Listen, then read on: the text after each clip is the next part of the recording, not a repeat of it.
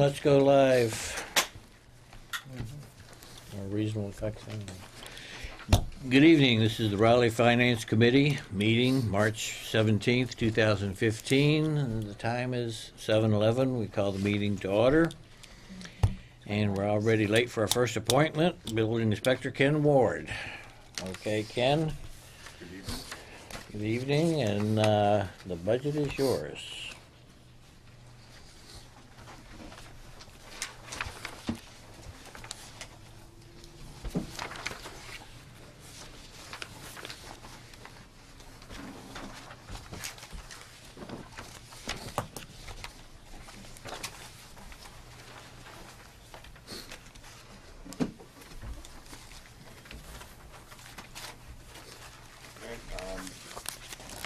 The only increases are what was approved by the town, the union, and I level funded my expenses, which are bare bones. Okay. Is that the wind? Mr. Smith. And your expenses and everything as of January, then the January all seem to be in line and everything, so everything seems to be, They're, right now, Larry, they are, as of the end of February, I have $3,251 left for expenses. for expenses. Right, okay, But they were running roughly, half and half. right. So you don't foresee any deficits No, between now and because, July? no, because generally what happens is, depending on what my inspectors, my alternate inspectors fill in, I have money, $2,500 in the wage, in the wage line.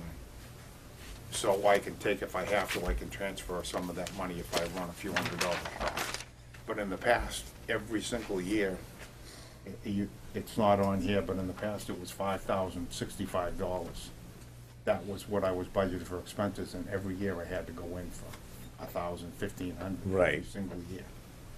So this year, I won't be coming back for anything. The most I'll have to do is transfer a couple $100 if I need to at the end out of my wage line, because, like I said, the plumbing and gas inspector doesn't have any paid vacation, so he's generally here all the time unless he's out sick, and then I'll have the alternate fill in. My electrical inspector, he's on vacation right now for 2.5 weeks, but that doesn't eat up that much money, so I don't foresee that going over. It never has in the past. Okay, Even though their rates have gone up a little bit, I think there's enough money in there, the $2,500 for my alternate building inspector, alternate plumbing and electrical inspectors. I think there's more than enough money in there to cover it. all right, Good. yes? I Oh. just said good.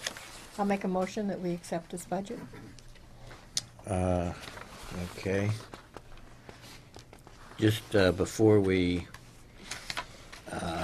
get a second, in case you printed the budget out from your computer prior to the meeting, the Form 2 has been updated. The one in your handout is the most recent version. The totals are the same, but I guess there was a mistake in the fiscal 16 wages and all. But that's correct. The totals are all correct on the handout. Okay, so I have a motion to accept, to recommend. Have a second? I'll second that. Second, Jamie. Any other discussion? All in favor signify by saying aye. Aye. All right. Thank you, Ken. Thank you. Off to my next meeting. See you, Ken. Okay. Next appointment is Patrick Snow. Good Good evening. We should have changed your name to Patrick No Snow, maybe. Would have been better. Trying. Okay, would like me to start with the highway department first and then work my way through it? Right. For the highway department, the expenses, we level funded that. There's been no increase to that whatsoever. The wages were increased 2.25% in accordance with the union contract, as well as 2.25% cost of living increase for the non-union on-call truck driver, as well as the seasonal laborer position. And there was a 2.25% increase to the highway surveyor's position as well, for cost of living.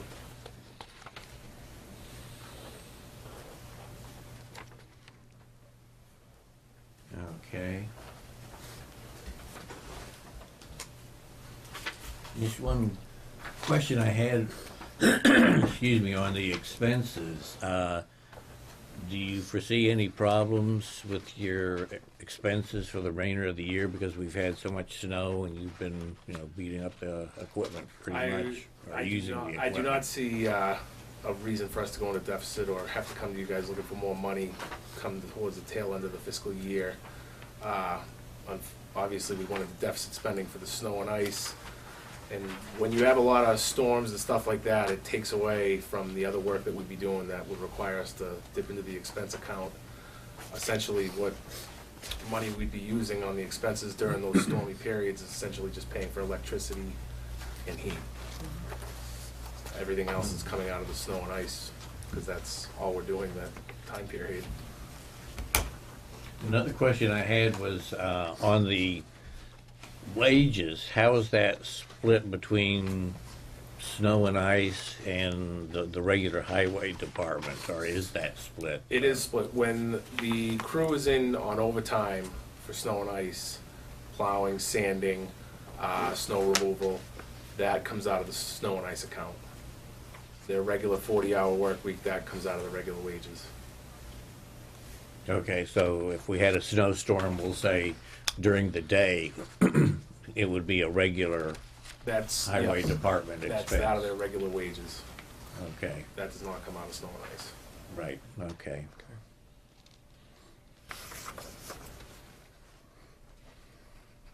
On Form 1, the expenses in the FY15 appropriated, Yes.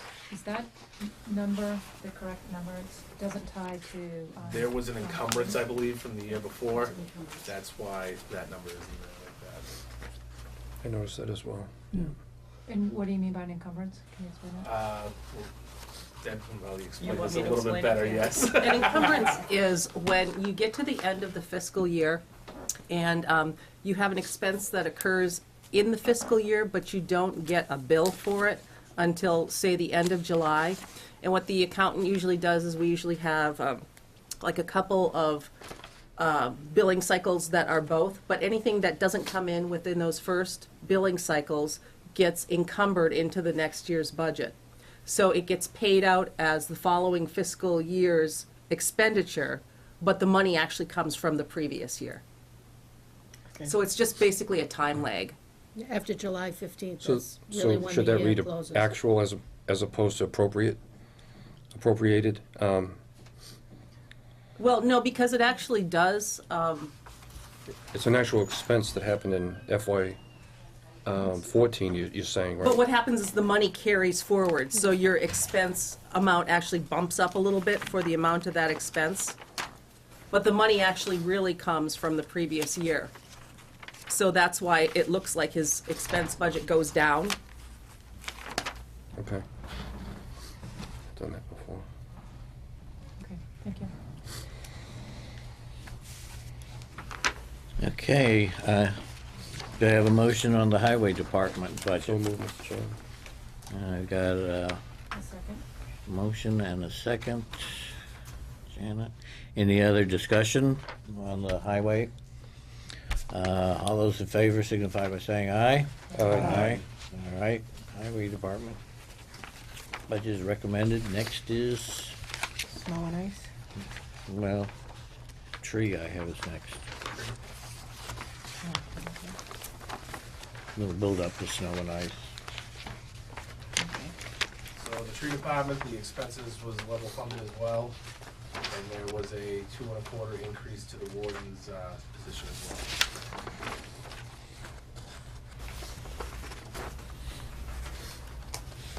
So that's the 16,532, total request for the Yes. tree. Okay.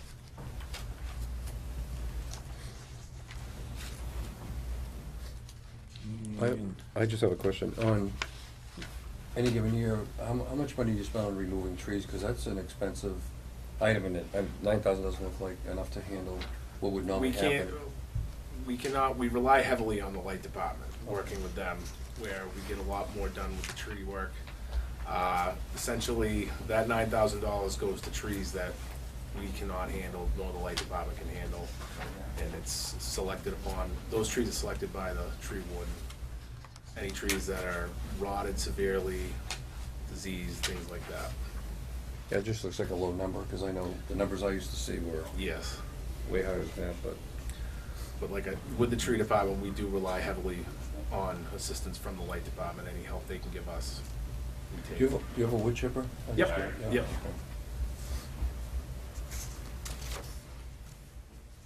Okay, have a I'll make a motion. that we motion? accept the, Okay. I'll budget second. For the for tree? 16. I'll second it.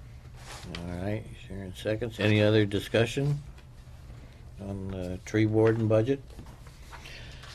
All those in favor signify by saying aye. Aye. All right, tree warden is recommended.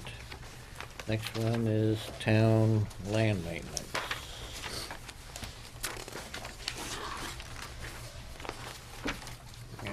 $3,500.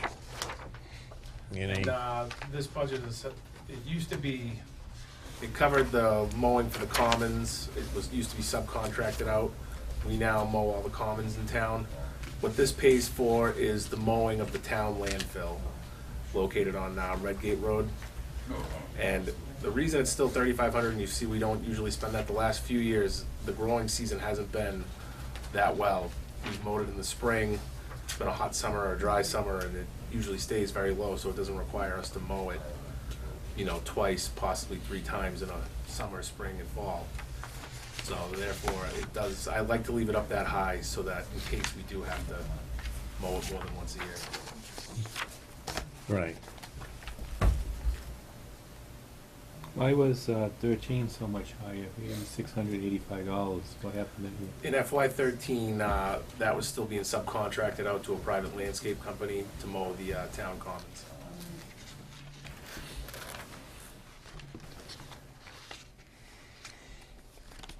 Okay, do I have a motion to accept the town light maintenance? So move. Jamie. Oh, Jamie, I'm sorry. All right, I'll make the motion. I'll be the second then. All right.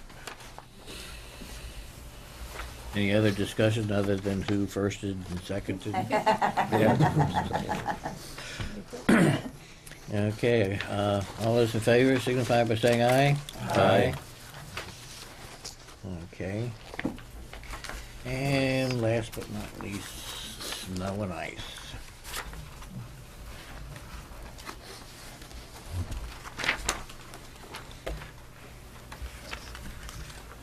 And per the request of the selectmen, we have increased that 25% from 100,000 to 125,000. It was 80,000 for FY14, and we increased it $20,000 from FY14 to FY15. It's a lot better than the 40,000 we had for years. But it looks like, looking at past years, 201, 333, and probably 400 this year. So, I mean, 125 is conservative. Yes. And we can't go backwards on that. Once you appropriate that, that's it, it stays. Right. That's why selectmen usually just creep that up just a little at a time. Because you can write that off too. We've been trying to go up a little bit each year, Yeah. because all we're doing is robbing Peter to pay Paul, so Yeah. we're hoping at some point to get it up to 150, 175,000 maybe. And kind of level it off, and then if there's extra, they just goes Yeah. into free cash at the end of the year. But lately, it's been Yeah. the price of salt and sand Yeah. and Yeah. That doesn't pay for everything that. else, Right. it's just a constant increase. I I guess one saving grace could be the fuel prices have come down this year, so Yep. that did, we didn't incur as much of a cost. They on go the right fuel. back up again, They can, too, so, exactly, it's yeah. just, like anything. I think you're allowed to spread the cost over 2 years if you wanted, but I don't think that's a good idea, you know, because then you could get caught up. Next year could be like this year, and then boom, you're really Yeah, we have enough money to just go ahead and pay it off this year, so. Okay. I'll make a motion that we accept the snow and ice budget Okay. for 16. Seconded. Any other discussion on snow and ice removal? All those in favor of recommending it, signify by saying aye. Aye. All right.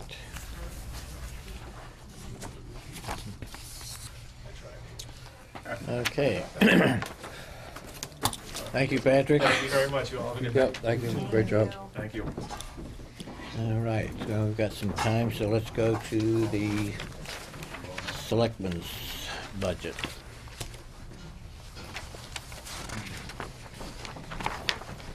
And, let's see, they have increased $20,000 to cover the National Pollution Discharge Elimination System permits.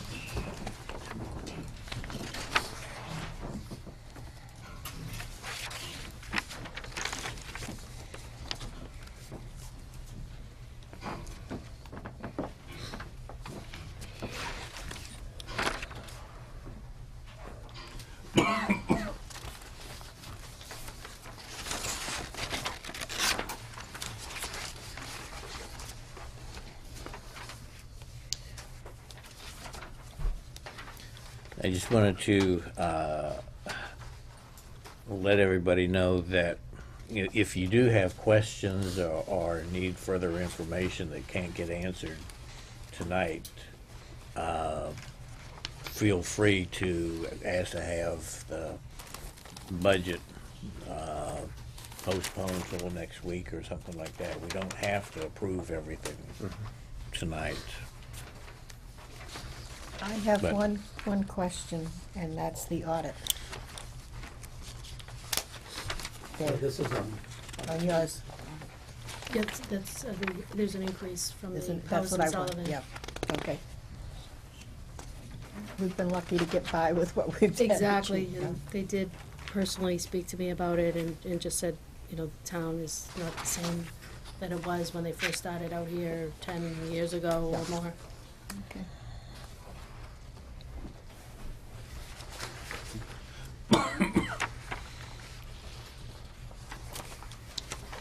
Okay, any other questions?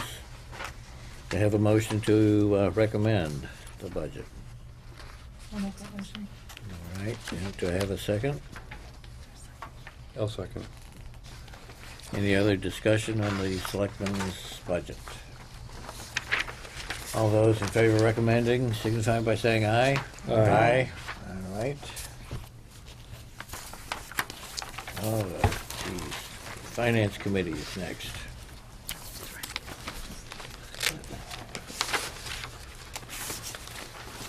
Let's see.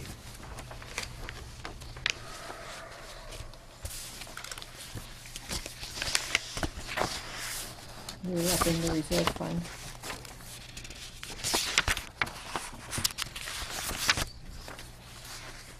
What Not a was the, bad idea, but The Right. reasoning for the increase in the reserve fund? No, or the selectmen, what was the decision in, behind Because, it? well, basically, where the reserve fund's traditionally been $50,000, Mhm. and obviously, the last couple of years, we've had to draw some money out of that. It's traditionally been way too low anyway, and with the amount of money we have available this year, we increased it to give us a little better buffer as we move through the budget year, so Is this anything left at the end of the year, we usually put into snow and ice anyway, or it can go back into free cash. because we've gone to it a couple of times already this year, and once we Right. placed the money, so I Right. think this is a good idea. Yeah, it's something that's been overdue, Yeah, and this is the first year we've had the opportunity to actually As have many years funds as I've- available to do it without hurting other areas of the budget. All the number of years that I've been on the finance committee, it's only been 50, so I think it's a good Like idea. 40,000 for the snow removal. Yeah. It's been years and years and years. Okay, I'll make a motion. Okay, I have a motion. Anyone care to second? I'll second. Second. Amy, any other discussion on our budget? Okay, all those in favor of recommending our budget signify by saying aye. Aye. All right. Treasurer collector.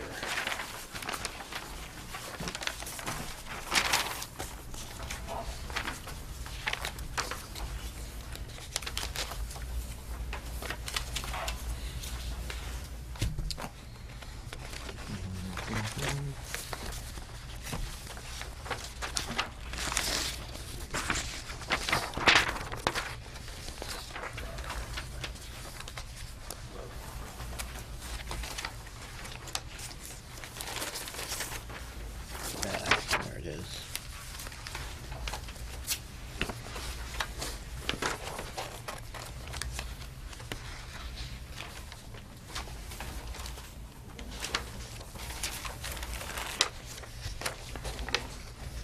Okay, since Karen is here tonight, do you have any comments on the, Basically, the Budget. expenses are level funded, and the wage increases are, you know, per the AFSCME contract and the personnel guidelines.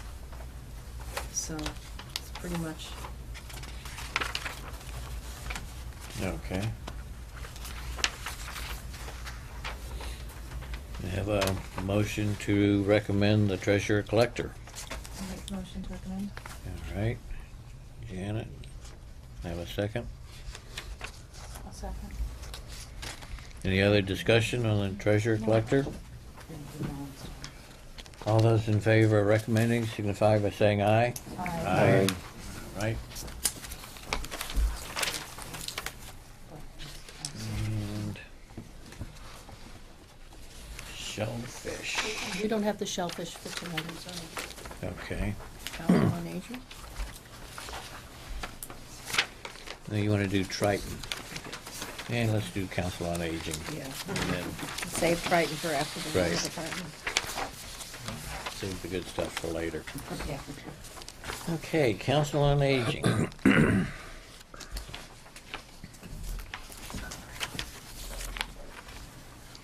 We are level funded in the expenses and the wages are per the guidelines.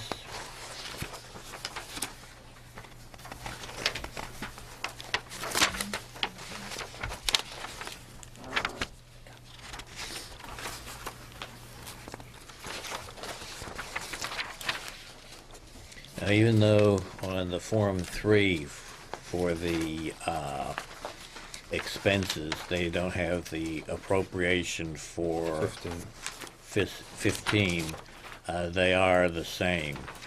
Yeah, that's, I think it's on the next page anyway. Oh, okay. Yeah. Wasn't It's on my it's just a copy. lump sum, 13,504, is Right, that what it is? it's Yeah. still the same, Same, so yeah. all the Breakdowns. on the breakdowns page. are the same. I make a motion, we accept the Council of Aging budget for FY16. All right, I have a motion. Second it. Second by Paul. Any other discussion on the Council on Aging? All those in favor of recommending signify by saying aye. Aye. All right. All right, we'll take a break from that and go to the water budget. And with us tonight is Chairman Roy Ricker and Superintendent Mary Beth Weiser. Good evening. And I've had 5 revision 7s as of today for your budget. Trying to get it right. And I'll turn it over to you and see which one I can figure out is the latest. Okay, so we're looking at revision 7, which is dated March 17th. This there any, did you want me to just, go through each section Yep. with the explanation, and then you can just That'd be good. stop me along the I way? think we're gonna need it. Okay. Okay. So the first section for the water budget is wages and salaries. And that particular line has increased from last year, and there's a few reasons. The COLA, and then the step increases for the union positions. And this year, I had asked for an additional employee for a heavy equipment operator. You should have in your packet a breakdown of the wages and salaries by position. It should be page 2, behind the main budget page. And it breaks down what the hourly rate is, and then what the annual salary would be. The water board did vote to move forward with hiring a heavy equipment operator. And on last Friday, Friday the 13th, I had some discussions with the Mass DEP regarding the new treatment plant. And the current staffing is not going to be sufficient for us to move forward with running the plant automated, meaning that it would allow us to put the plant in automation to go out and turn valves, flush hydrants, and do other functions of the water department. We would have to stay there because we'd have to run it in manual.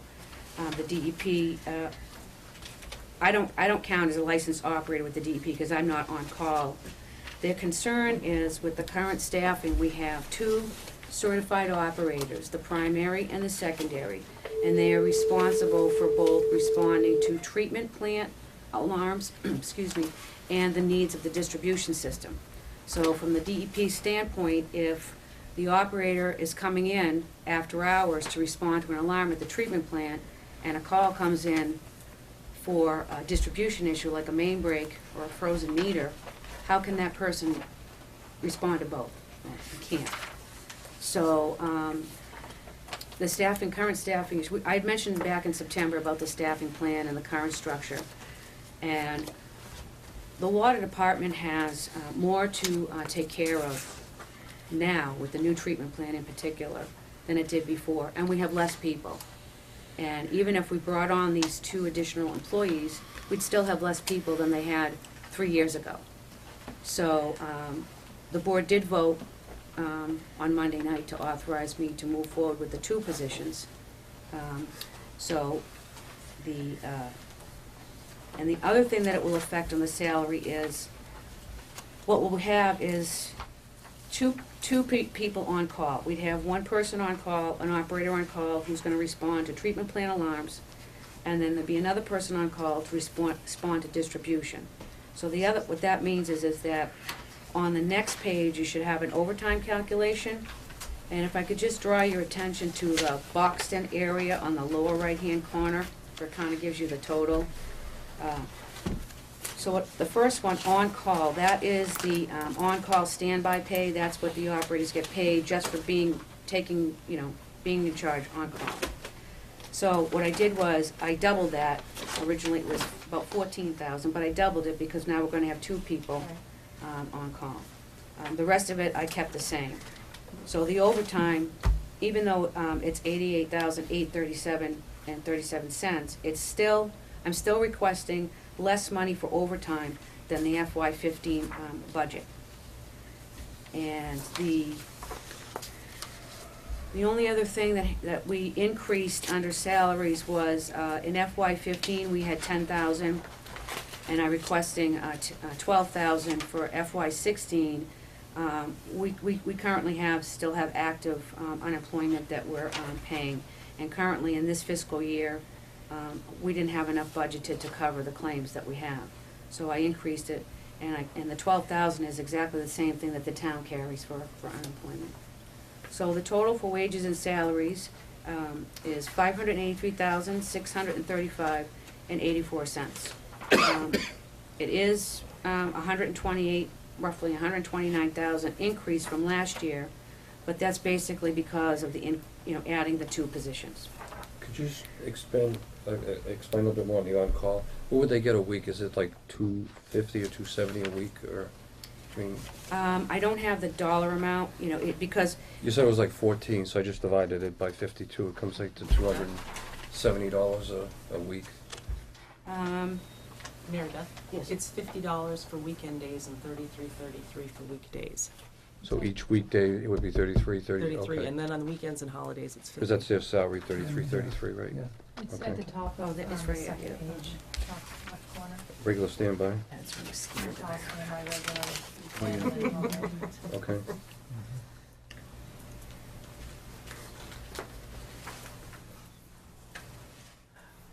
Okay, thank you. thank you, Tim. You're welcome. My previous days as the assistant town accountant. So, does anybody have any other questions about the wages and salaries? Mary Beth, just for my own information, you said 3 years ago there were more employees in the water department. Well, I wasn't paying attention to it. Then, how many were there then? And were they laid off, some laid off when they started building the new plant? Or how did it get so that we have, had more 3 years ago? Well, the office had, an office manager and an admin assistant, and, we haven't funded, and they, didn't fund the business manager. So currently, it's just me in the office right now, running the office with some assistance of some other town employees that have been filling in, part-time, to help me out in the office. They had, help me out, Roy. We had 4 before Jason, you know. There were 5, the superintendent and 4. Superintendent and 4 Yeah. workers. So there were 5, and then two office staff, I believe, 2 Okay. office staff, And that was without the treatment plant. without the treatment plant. Okay. The Penachuk has picked up some of that too, right? Because their staff is actually the reason why you can reduce some of it on our end too, right? They're doing a Oh, lot of yes. the It was- administrative The work. billing was done Yep. in-house. The company would generate the bills and, but we had an in-house person doing all the collections. Mhm. So we were paying, we had a business manager who was doing that. So that work has been sent out.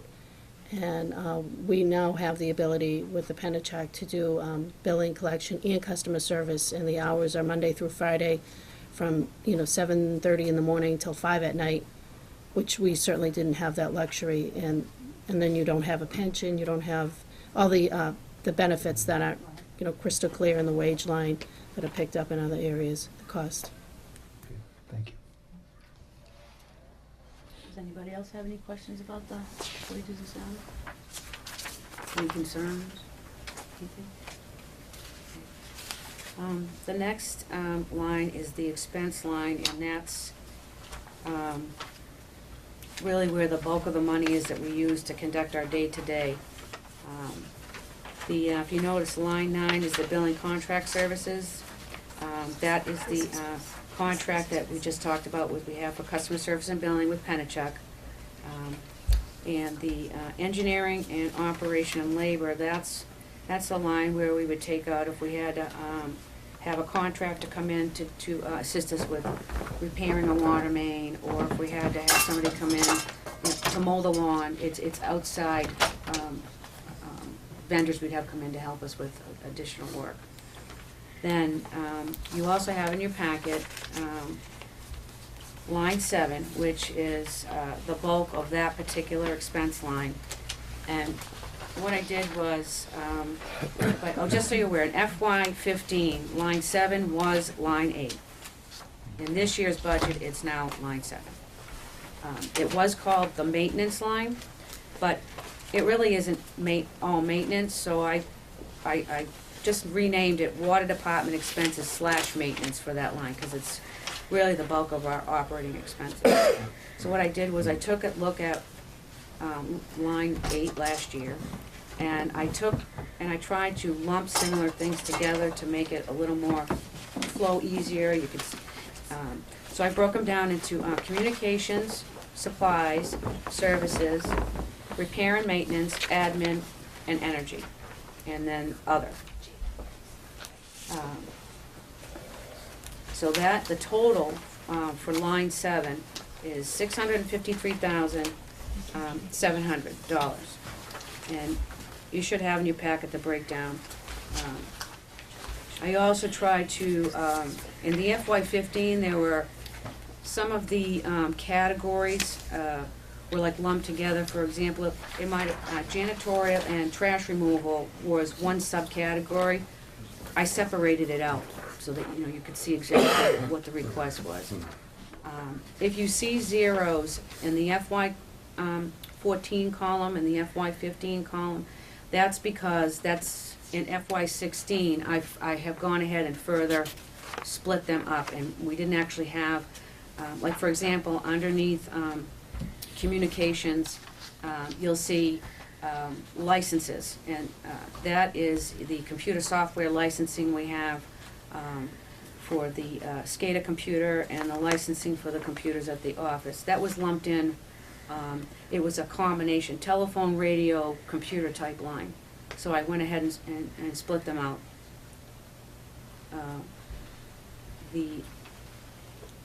Does anybody have any questions about what I've put in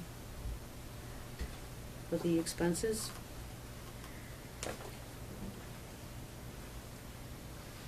The FY15 budget really didn't take into consideration, expenses for the treatment plant. So the bulk of the increases is related to the, additional maintenance and operations of the new treatment plant. So like the natural gas and propane, is that to heat the treatment plant, or pretty much the $30,000 increase under energy? So, thank you. So Okay. what I did was, and we'll talk about that in the next section, which deals with just the treatment plant.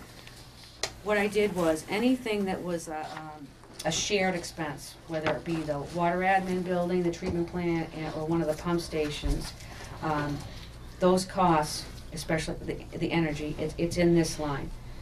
When we talk about the treatment plant, it's only expenses that are directly related to the treatment plant and only the treatment plant. So these costs in this line 7 is for the entire department operating. And as we go forward and we streamline and organize, eventually it will be a water department one page, which will include a subcategory treatment plant, instead of having its own separate. So this doesn't include the treatment plant? This does. It does? This Okay. is treatment plant, well 2, the admin Everything, building, the okay. tanks, everything we have.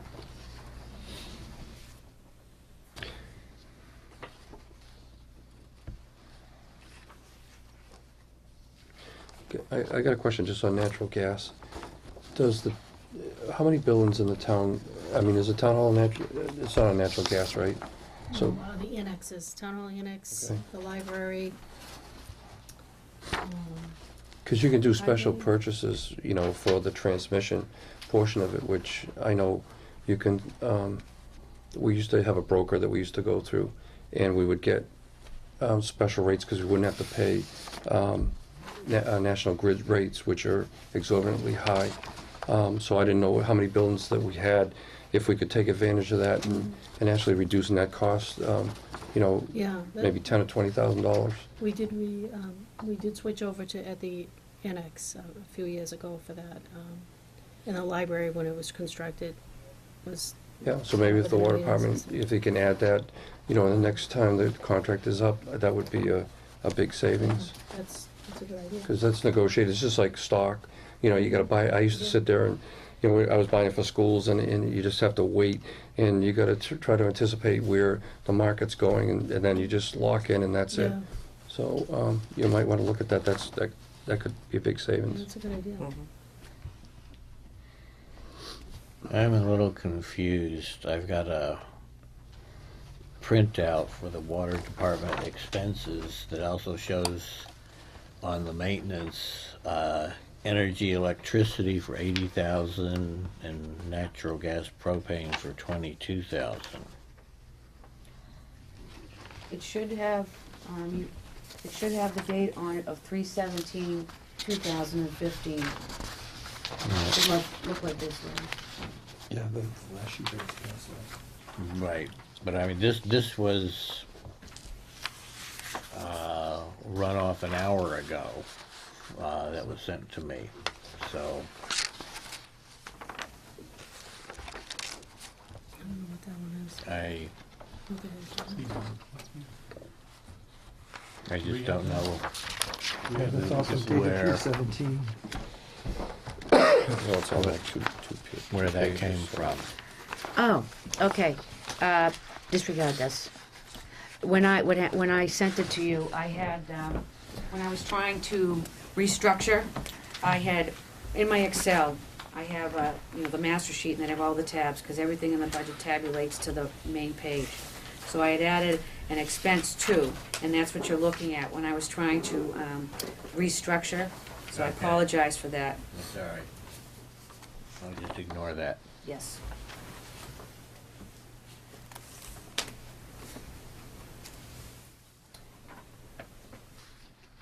So the total for that category is $761,700 for the expenses. And then we move to the new treatment plant, and that also, you should have a breakdown of the total cost for that. In the, Where is that? Right there. Yeah, 10 and 11, yeah.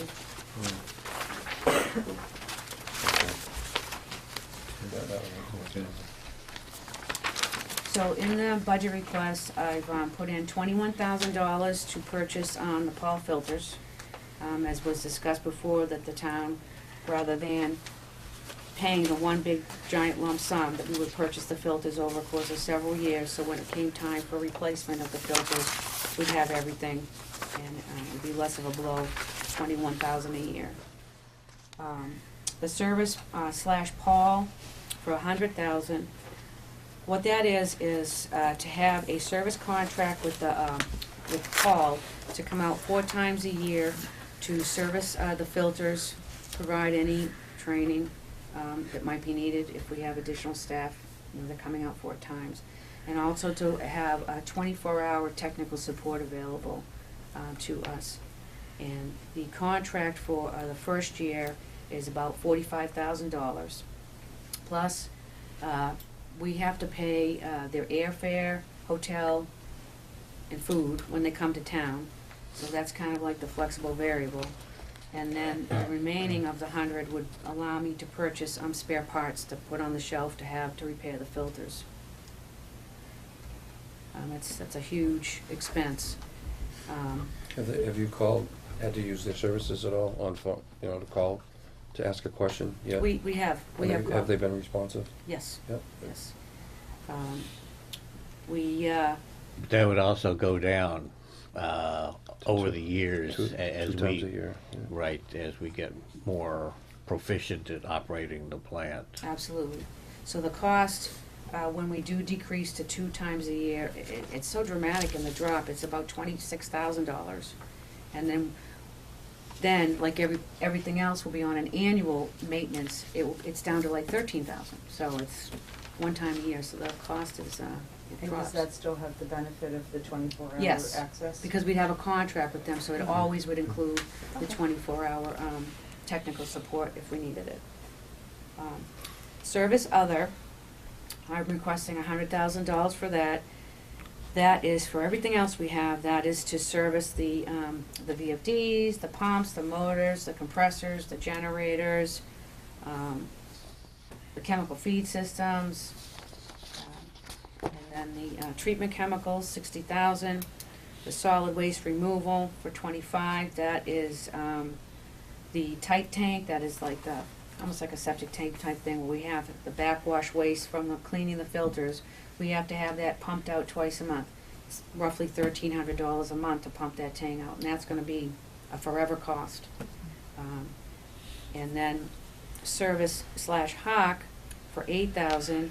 It's $5,002 for a maintenance contract for our hawk equipment, which is the laboratory equipment that we do our process quality control samples on daily, and the online turbidimeters, chlorine probes, pH probes, and that comes out on some of the equipment. They're all on different maintenance schedules, so the ones that are for compliance, like your online turbidimeters, we need an outside person to come in 4 times a year to service those and do quality control checks.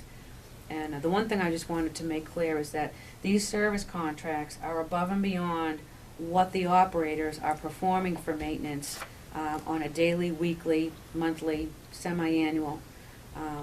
Has been mentioned, there's 141 maintenance items to do on the Paul filters alone. That's a lot of maintenance that the guys will do in between having, the Paul company come out. So the additional remaining 3,000 for the Hawk, that's again for me to buy spare parts, lamps for the turbidimeter, bench turbidimeter, and the equipment. And so the total for the treatment plant is $314,000.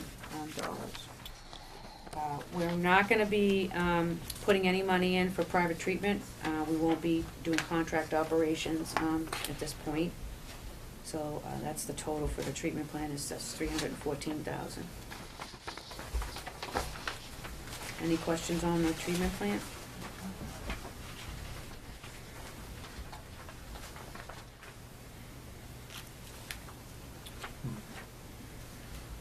So why is there all those zeros in FY16 down after the service Hawk? You have all, So if you notice in FY14 and FY15, yeah.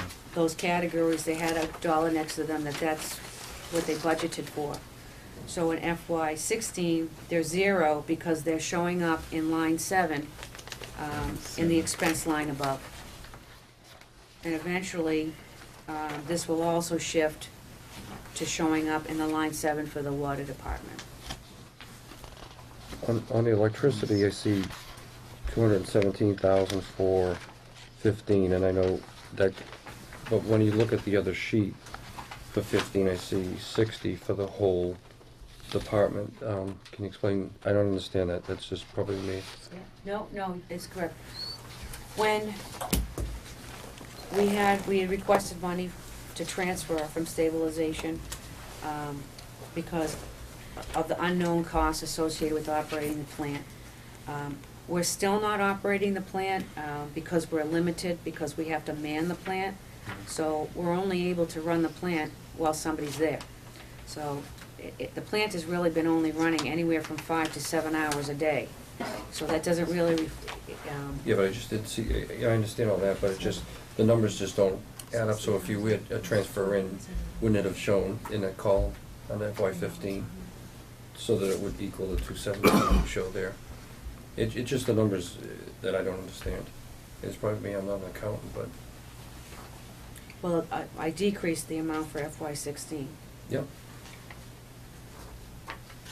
Anybody else see what I'm saying here? Yeah, it's on the sheet here, there's no 217,000 for fiscal year 15. That's what I'm saying, on this sheet, I see 60 was what was appropriated in FY15, and I see 217 That was over here. probably for everything except the treatment Yeah, plant. and then the 217 was in the treatment plant line, Okay. which is, Because this sheet was supposed to have everything in it. not, except Oh, except the those treatment plant. specific costs related to the water Okay, treatment so plant. that, So so she's the put all the 217 energy. was, got it. Okay. I Mary think that's where it Beth, clicks now. If you want to explain, so you're budgeting 100,000 for electricity, including the water treatment plant and 12 stations and Yeah. office. Total Yes. is 100,000. Yes. And we have a pretty good idea, because I know it's been running for a little bit now, and you still haven't had a whole year, so you feel comfortable with the 100? Yes, because what I did was I had pulled the electric, I looked at the electrical costs, but it didn't really include the plant, but I needed a base, and it was around $96,000 for electricity, so I just rounded it off to 100. Yep. Until we get the green light from the DEP, to go on that automated mode, we're limited to how much we can run the plant.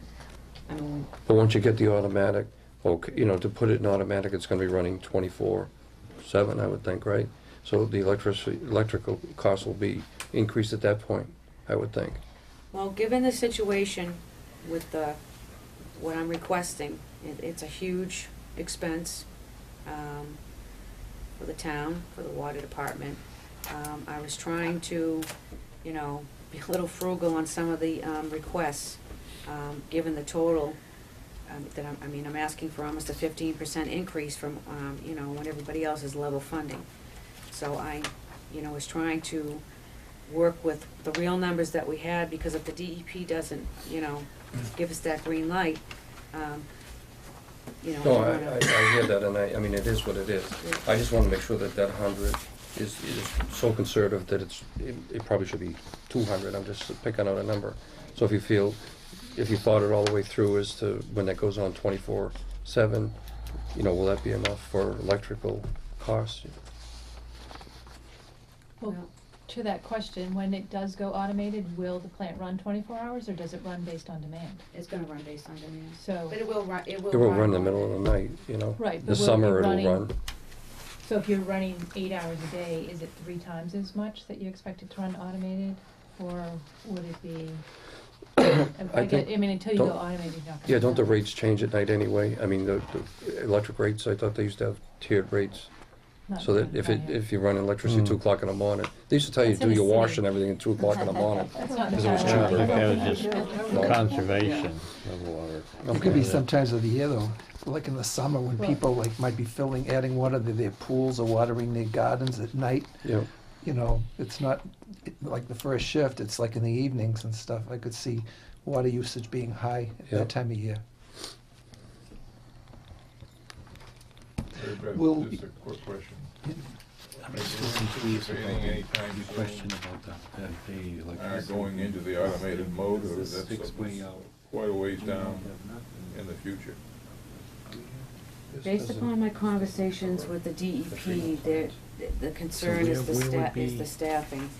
Where is That if they this? allow us to do that, So that this- right now, this the way was we're the currently electric rate. staffed, Where's the electricity in FY operators 15? are responsible Where's for this one both the treatment Where is it and on this the one? distribution.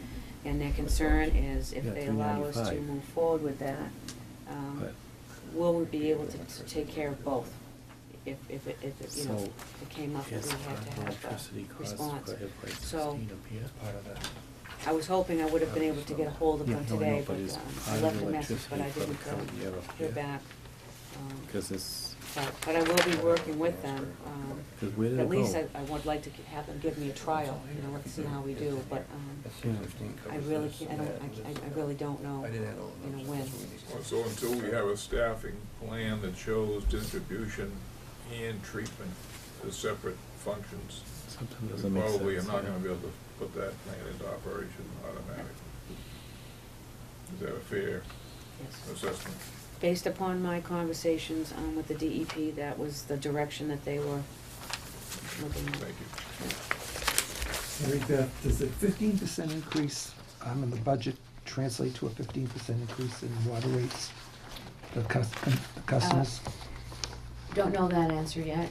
We are in the process of conducting a rate study. And I should have some information on the rate study the latter part of this week, some preliminary numbers. They're kind of waiting on this kind of stuff, so in order to have them have some kind of direction, they're utilizing the draft, what we have prepared, to plug in the numbers and start working with that. But we really won't have a complete, you know, we won't have a final rate study until we have a final budget. It's kind of like a, Yeah, catch-22. yeah. So, we should have some information, by the end of the week. But I don't have anything to share other than that on it. We've supplied them with the information and we'll just have to wait and see. But I will, I'm sorry. No, I mean, sort of on that same, I know we jumped out of line here, but in relation to revenue and things like that, have we got any changes on the amount of bills that, the $80,000 or whatever it was that the water department was in deficit due to unpaid water bills? Has that changed at all? Because I know you're waiting for, I think it was the end of January to get December's numbers. And I just wondered if that closed up a little bit, or is it still a wide gap? Yes, we, when we placed the liens, I think it was on, around 44,000. And I think the last, report I got from the treasurer's office, we had collected about 35, That sounds around about right. 35,000. You know, we've recouped that. So we're still short 50, I'm gonna say, is that a fair number to use on Well, unpaid water bills? 50,000? I don't know, but because I don't, Penachek does actually the billing, Yeah. and it kind of goes to, I see what's in the bank. But I will tell you from my experience with taxes, when you start sending letters out to people, you get their attention and your collections go up. And I think also, aren't you sending off. out letters now about shut-offs? Yes. We're sending letters out to all customers that are 60 days overdue, giving them a deadline to pay their water bill in full. And if they don't, on April 15th, the water department will be shutting off for non-pay, for being overdue 60 days. And won't turn them on until they pay. That'll get their attention. Yeah. But the other thing that I should mention too is, the budget that was prepared last year, you need to be aware that we are about $300,000 short on revenue in general to accommodate the FY15 budget. So I've placed the department on a spending freeze and only necessities to squeak by to the end of the year, because we're not gonna generate enough revenue. On paper, it's there, but we're not gonna, projecting the revenues towards the end of the year, we're not gonna have enough money to cover. On paper, it's gonna be shifting all the time. If people are seeing high water bills, they're gonna be using less water, then you're gonna have to make it up on the other end and go up on the rates again. Well, You know, that's, But the other right? thing that's happening too is in FY15, we, due to the discounts, lost $80,000 in revenue due to those discounts. That's what we're gonna lose in revenue.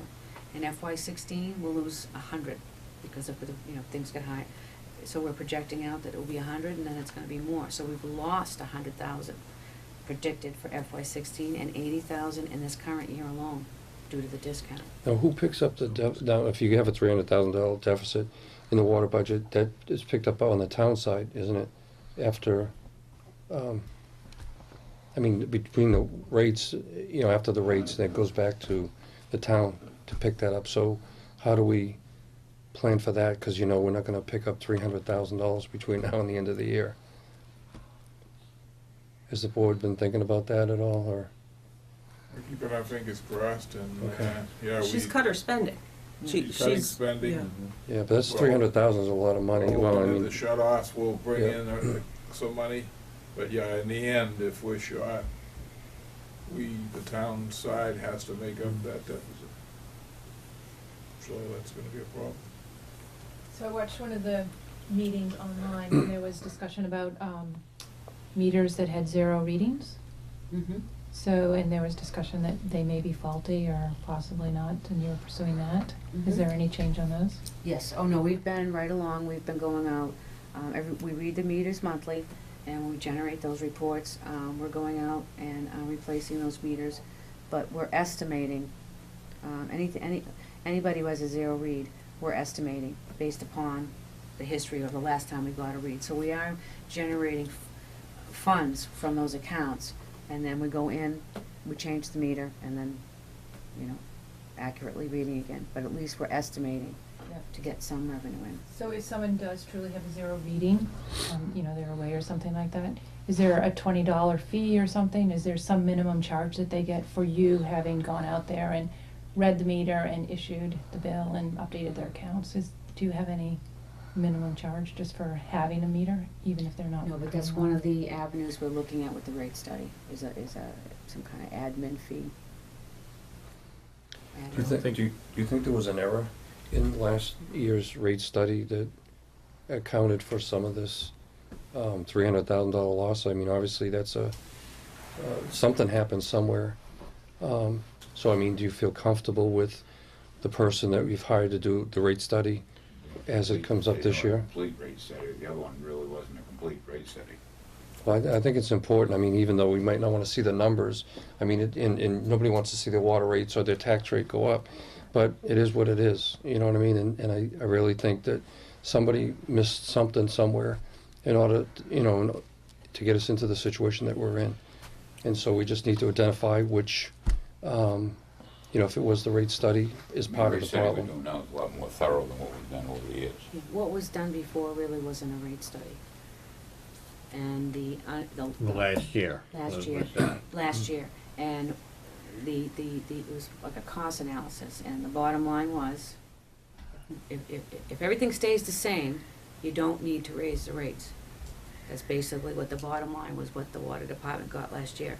So they did not take into consideration, yeah, you had a big change. You have a $12 million treatment plant that went online this year. And that, I don't believe that was taken into consideration.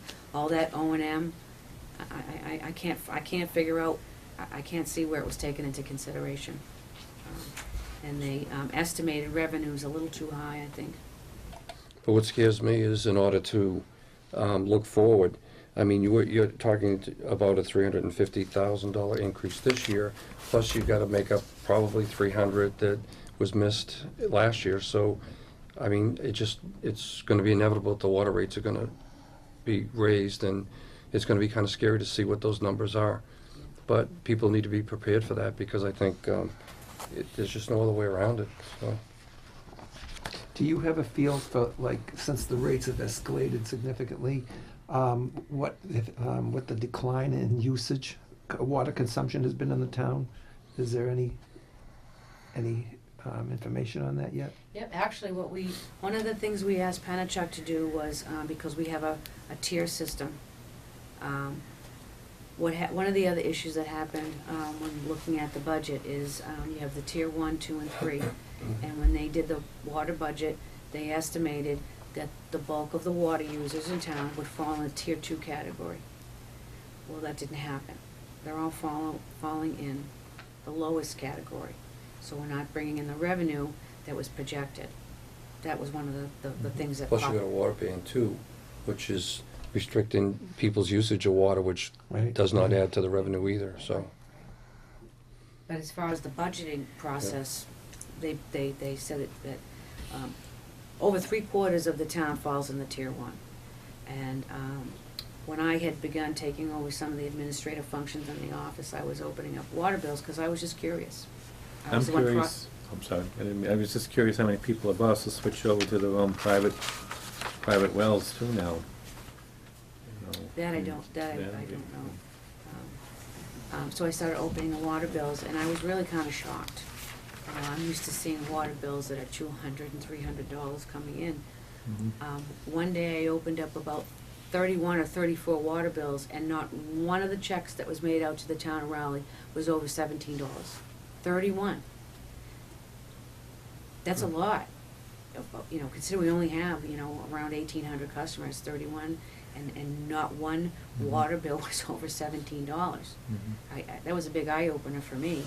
And then I continued to open them, and I'm like, we're not making any money here. I'm like, and I started looking at things, and it was just, but we don't have a lot of high users. We have a handful of customers that are falling in that tier 3, which is 36,001 up to 999,999.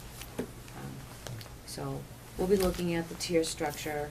We'll be looking at existing fees we have. A rental fee for hydrants for the town, the service, the application fees we have, backflow fees, to see if we can offset some of those costs by looking at the increasing fees, putting in some kind of admin fee, something. And then we do need to work with the tier structure itself, because it's too much water for too little money, meaning that the guy who's using 1,000 gallons is getting the same break as the guy who's using 4,000. And then the next tier is worse. The guy who's using 4,001 is getting the same rate as the guy who's using 36,000 gallons. So we're going to take a look at the existing structure and see if we can't do something with that, adding some tiers in between or something. But those are some of the things that will come back from the rate study. Well, I did a simple thing. I mean, I just took, because I know there's 1,800 households roughly, and there's 2,731,000. It means the average water bill has to be $126 a month for each customer in order to break even with these numbers.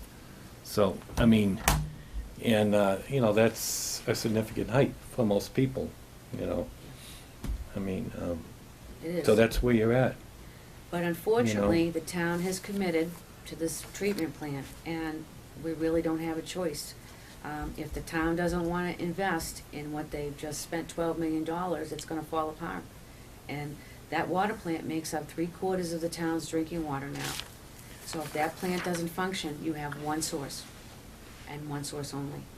And if there's a need and a huge demand, and the fire department needs to hook up, and it's summertime, and we have, we'll drain that water tank.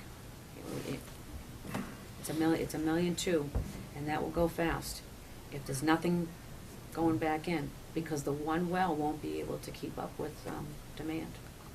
So it's a pretty scary situation. So it's unfortunate, but it is what it is. We don't have a choice. We have to invest in this, otherwise it's. I think last year what happened was there was such a demand for water rates not to go up that we hired someone to look at the rate structure and do the best they could to keep the rate structure the same without taking into consideration what the increase in costs were gonna be to run the plant and so on and so forth. And right now we're paying the piper for that. What's And scary? that's why it's incredibly important that we have they've had a rate structure person hired that's gonna give us an accurate figure, because the other thing that hasn't been taken into consideration here at all is long-range planning. In other words, there's been nothing, most of these water mains in town are 50, 60, 70, 80, 90 years old. There's been nothing done to start replacing water mains, upgrading, updating, so on and so forth. And that's an important part of infrastructure updating. And that hasn't been taken into consideration up until this point. So there's a huge bubble that's developing here. And it's gonna come down hard on every one of us. And I think it's why it's important that we've got the new superintendent in, and she's recognizing these issues and these problems and grabbing the bull by the horn here. And it's gonna be tough to swallow, but we've got to swallow it, because this is our water system, and we want good drinking water. We want to be able to put out fires and so on and so forth. And right now we're riding on Lady Luck as far as what happens and what doesn't happen. And it's important that we develop a plan here that and moving forward that's going to account for all of this. I have a question. The shortfalls that we've had so far now with the town, you say is covering that? Now, is there a charge back to the water department for those charges? It's not happening yet. No. It's not happening yet, because, we're talking a lot of money here, I mean.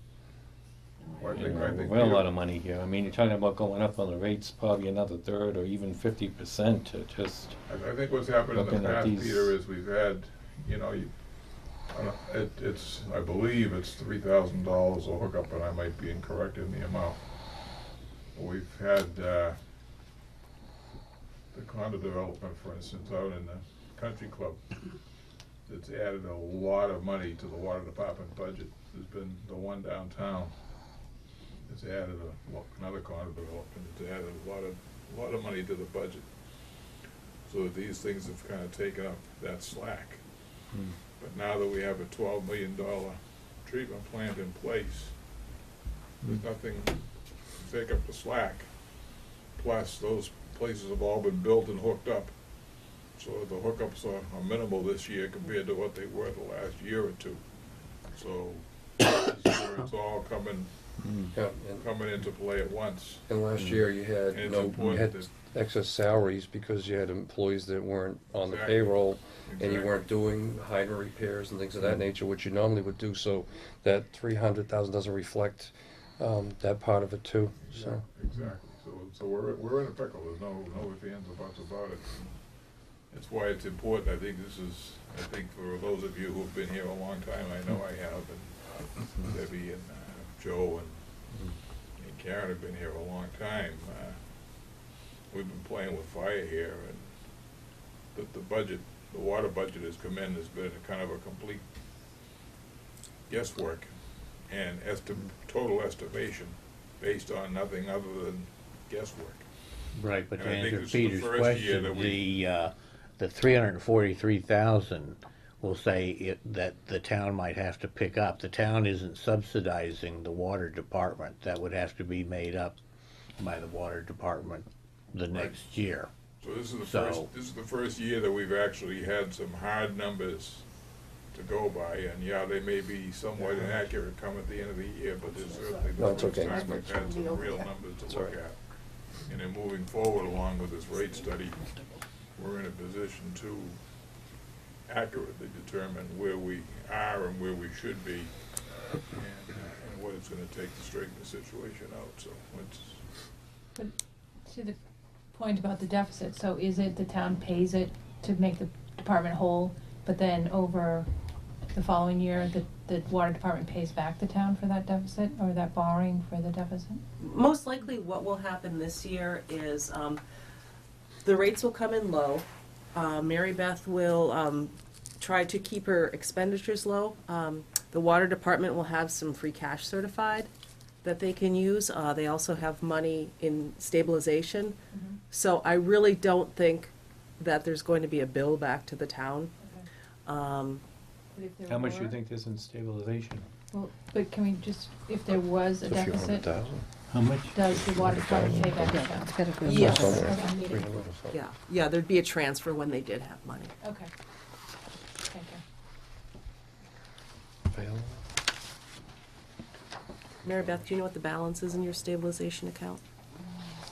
You took out money in the fall, so, 305,000? Wow, that's a, I don't know what the balance is, but I mean, they had almost 900,000 Yeah. in there, and they took out about 400,000? 305 Oh, okay. in October. Right, Yeah. right. So I mean, there's still money in there. Yeah, so it sounds like we're, Yeah, I like I said, I don't anticipate that there's going to be an actual cash transfer. But you know, the problem happens when you put revenue targets up there and you don't make them, and we try to get our tax rate certified. That's when we run into also for trouble. the first time, I think, Karen, is we're gonna be shutting off water, which I don't know. I've been in town 40-odd years, I'm not sure if we've ever shut off water for non-payment of bills. Maybe I think they may- used to. Maybe we have, but Yeah. it's been on a very small level, so I think if we are very aggressive at chasing down non-payment of bills, I do believe that a good part of that money will be brought in also, so that 2 months. I think we're in a position where we can catch this pretty much with a minimum of difficulty, but it's critical that if the rate study that we've put into place tells us what we need to do in the future so that we don't get caught again. What about if you have a hardship or something, if people are there, is it any exemptions for shutting off the water, or you just, if someone has a financial hardship or something like that, you just keep the water on for Well, those people? well, the water department does have payment plan, but, there's customers out there that just aren't paying their bill. And whether they're having an economic hardship or whatever it is, you have to call. You have to say, hey, I can't pay my bill. And we try to work with the customers and put them on these are people that just aren't paying. Just not paying. And there are customers that haven't paid their water bill in a few years. So, it's a lot of money. And so, of course, we're gonna work with somebody, we've all had situations or know somebody who's been in a situation, and what the water department does offer, a payment plan, and, we've actually, the thing is that if you're gonna go on a payment plan, you have to stick with the payment plan. And that's something that the board, we bring before the board, and they approve or not approve the payment plan. We had a customer, I went on a payment plan last summer, and the person hasn't paid a dime. So, what happens is the interest and the fees and everything, just like everything else, is tacking on and tacking on. So if you call us, you know, we stop that. We'll put you on the payment plan and you pay it, and, you know, we work with you. But you have to call and start, so it's. I mean, and a good example too is the light department. The light department's had a policy for years. And they have a very small number of people that aren't paying or that are on payment plans, so it's a matter of, it's doable. It's just that we have to make people realize that they have an obligation.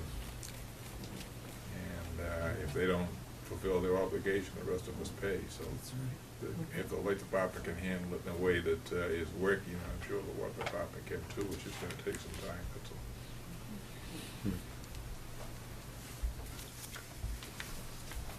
Okay, so where are we on the budget? Capital, I believe. So, what I did was, I developed kind of like, you know, a rough capital plan, a 6-year capital plan. Do you all have that? No, I think in their handout, In your they handout, don't there have should We don't have the, 16. yeah, We the don't have 16. We have all the others, but we Right. don't have 16. Oh, that's the one we're gonna talk about. Well, I know the item, I think I all know the item. I've got a 16, can we get some copies? Okay. I do want to commend Mary Beth for looking out 5 years, because it's nice to see the wish list, so to speak, of what may or may not be something that we can fund in the future, but at least there's some thought as to where the department thinks they need to go. Very helpful, I thank you for that. You're welcome, and that's why I did it, because, you know, these are things that could be a possibility. You know, we've got all of our sources treating the water and dosing chlorine for disinfection on one side of the town. And as we go out into the system and we're collecting our water quality samples, you know, we're required to keep a minimum of 0.2 at the farthest extremes of the system. Well, down the road, I said, well, maybe we need to look at adding a booster chlorination station somewhere in town. These are things that we may have to consider. The main replacement program, we're actually working on that right now, starting off with dead-end water mains. So I kind of have a, it's not, we've got a list of all the dead ends, and those are the ones that, water quality issues. Most of it's just investigating, can we tie this in? And then putting together in a little plan, a cost associated with each of those, main replacements.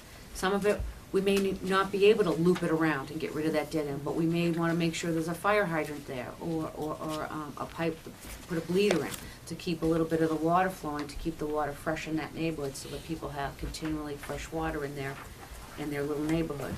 So that's, we're looking at that. Additional sources of supply. We've got, you know, well 2, 3, and 5. Do we look at, is there town-owned property where there might be, you know, the gold mine of water under the ground we could tap into to add, you know, to the treatment. So these are things that normal operations of water department, you're always looking for new sources of supply. Looking at our existing interconnections. Raleigh has a very high operating pressure, so we can't take, we can give. We have an interconnection with Georgetown, we can get water from Georgetown, but you can't bank on that, because you have to call Georgetown and find out, hey, we need 200,000 gallons a minute, can you give it to us?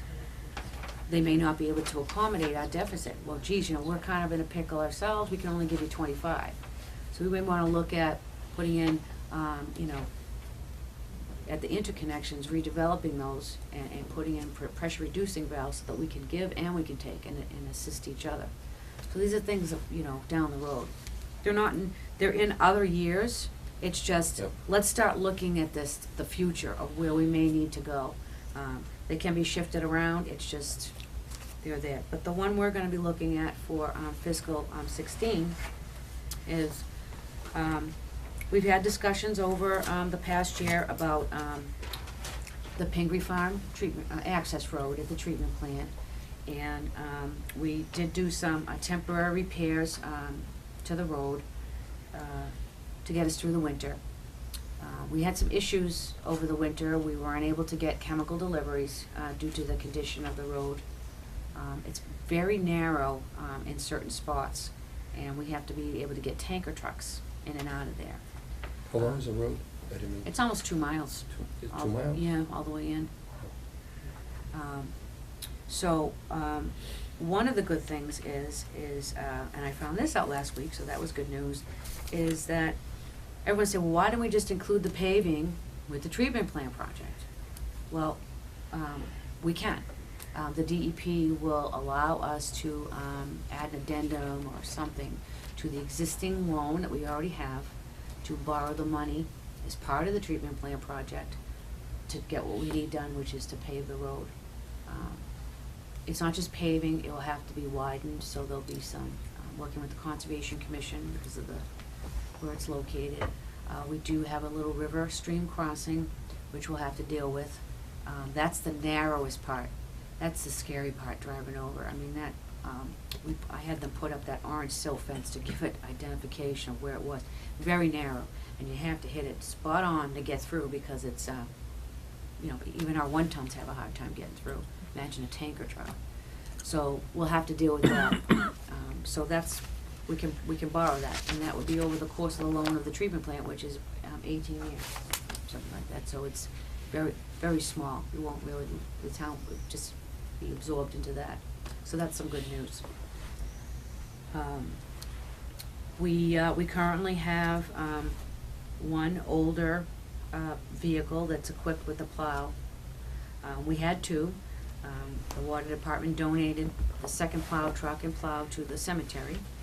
So we're requesting $50,000. It keeps shrinking. I hope it doesn't shrink anymore. $50,000 to get a new F-350 with a plow, so we can have a second plow truck. We barely squeaked by. I mean, this was, some record snowfalls, but we have, the small pickup truck to do all of our stuff. And now that we have the treatment plant, that adds even, more plowing that we have to take care of. Are you trading in the other truck, or are you gonna keep the old one? You said you had 2, you gave one to the cemetery? Yes, we donated And you to have the one cemetery. that you're gonna keep? No, We're gonna keep the one we have. And then you're gonna add this So new this, one? this will be replacing that vehicle. Okay. And the water department does have a vehicle replacement program, replace vehicles every 5 years. And they've been pretty good about, the replacement of the vehicles. So will be the replacement for that. Before you go on to the other thing, Sure. There was considerable discussion last night on the procurement of the truck, and whether we should go via the state funds or procure from the regular state agencies, or write the bid specs yourselves. Yes, so, we're still having continued discussions on that. When the time comes, we're gonna. I can help you with that. I mean, I listened to that discussion last night too, and I can just tell you from my past history of 26 years as a former superintendent, I wrote every spec that I had for every vehicle I had, only because I was very particular on what I wanted for my department. And what I did was I brought along tonight about 8 different specs that I wrote over the years. I'll give it to you, and I'd be willing to offer my services to write it. And the reason why I say that is because in my experience, it is, no matter what anybody tells you, it's cheaper and better to write your own specs than it is to buy off that MHQ list, because the MHQ list, when you look at the price of the vehicle, it's for the cab and the chassis. Very attractive price, probably a cheap price, but the minute you start putting additions to it, and everybody has to put a dump on the back, a plow in the front, hydraulics to lift the dump body, et cetera, Commissioner Dazal was exactly right. It's better to bid it out yourself, because what the manufacturer does, or MHQ does, is he just calls up some plow company and says, hey, I need a plow for 5 trucks here. And then he adds a little profit to it, and each one of those is a couple $100. And I've compared a few of the trucks that I bought after they were bid out to what the MHQ was, and I've saved $6,000 to $8,000 per truck. So there is a considerable savings. It takes a lot of time. You need to know what you're doing. I went and sat down with manufacturers. You can get a lot of stuff online, wrote my own specs. You can take a look at them if you want. I can help you with that, and that will save some money to the town on that. So you'll be able to get a little bit extra. You might get the strobes done or the radio transfer with the savings that you get. So you can spend the $50, but you'll get a better truck for it. So I'll leave these with you, and you can take a look at them later too. Well, I think, Dennis, our thing last night, you probably saw it on TV, was, number one, if you've got the ability to write the specs, that's great. None of us have the ability to write those specs. And so for us to try and write specs, get the truck we want, obviously becomes an expensive issue. But obviously, if you've got the experience and you can help Mary Beth, the water department, write those, then I think that would certainly be worth looking at as a way of doing it, because we just don't have the expertise. A small And town plus like this, none of us have the expertise to do that. Yeah, and you get it delivered faster too, because MHQ, if you're just buying one truck, you're in a line with 15 other towns, and it goes to shop to shop to shop. Where in a spec you say delivered by, they know that they have to have it delivered by. And what I used to do is meet with the dump manufacturers and the plow manufacturers, so I knew what their time frames were on a lot of these things, and made it reasonable so that you could get the vehicle you want. So if you want a Ford, you can bid a Ford, and you can make it general, and you'll get a Ford or a Chevy or International, whatever you want. But it's important to make sure that you specify the important things that you want in the truck, not just the color of it, or every truck has a seat, and who cares about that? But it's the maintenance, the plow that you want on there, heavy duty plow.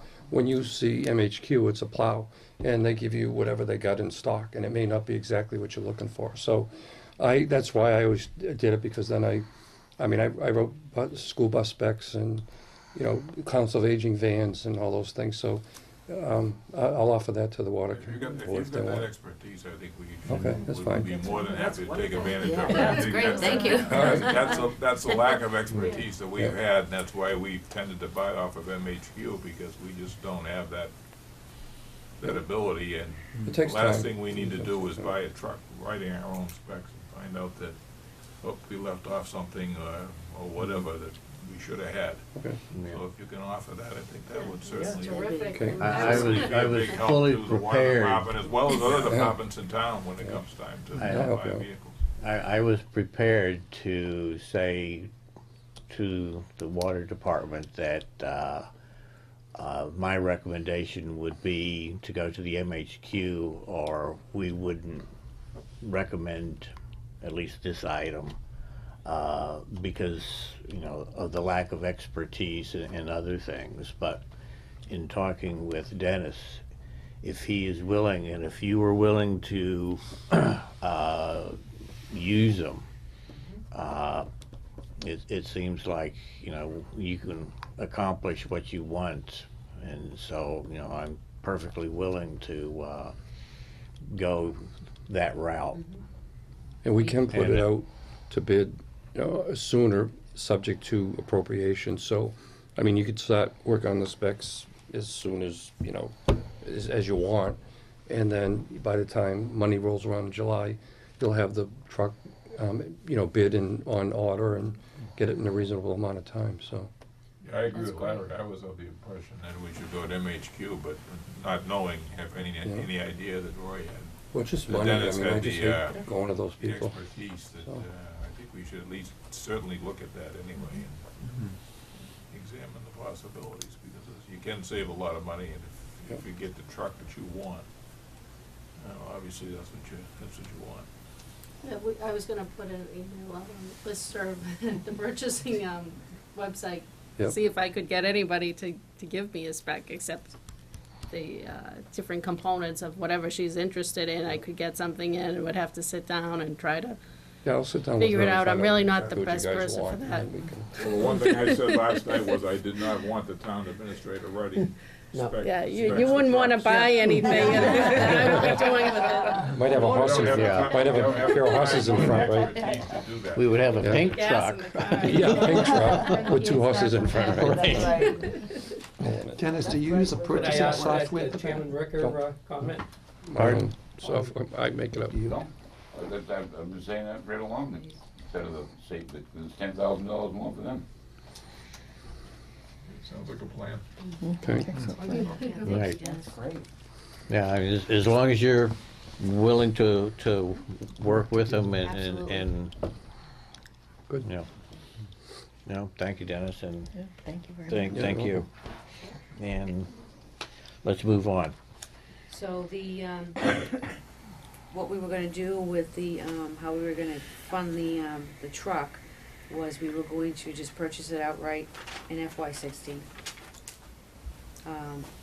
The next item is the upgrade of the Prospect Hill Tank Access Road. The fire department was up there, the road is impassable, that's the water storage tank.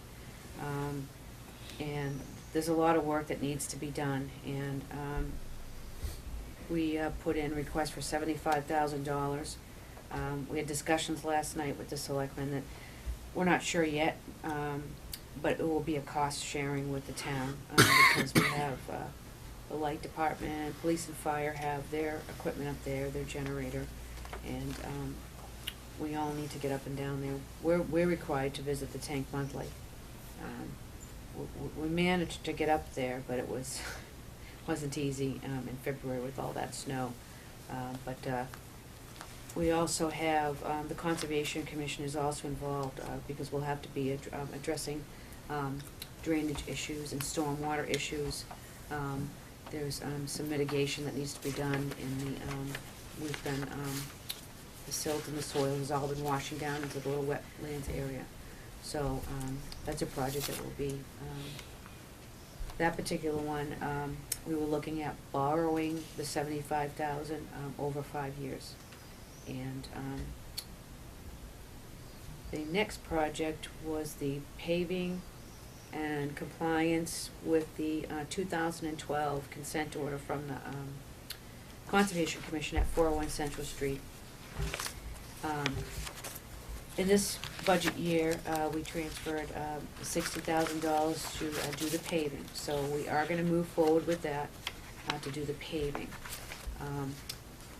Originally, I had put 100 in, because I know there was some back and forth with my commissioners as to do we do it or not, even though we had the money appropriated from stabilization. So when we met, they had voted to move forward with the paving, and the remaining balance of, which was 40, was to improve the drainage, put up the fencing, and repair and comply with the consent order from 2012. So, on your sheet, it shows total capital of 90,000. And Karen, can you help me out with that one? The total of this was 317,000 together, but it has to do with the way we're gonna appropriate the funds. Right, so you'll be borrowing from the state revolving fund with the water treatment plant. Yep. You're paying for the truck outright. And then the $40,000 you're paying for outright, so the 40 and the 50 is what gets you to the 90. Yes. And then the Prospect Hill, we're looking at doing a borrowing, short-term borrowing for that.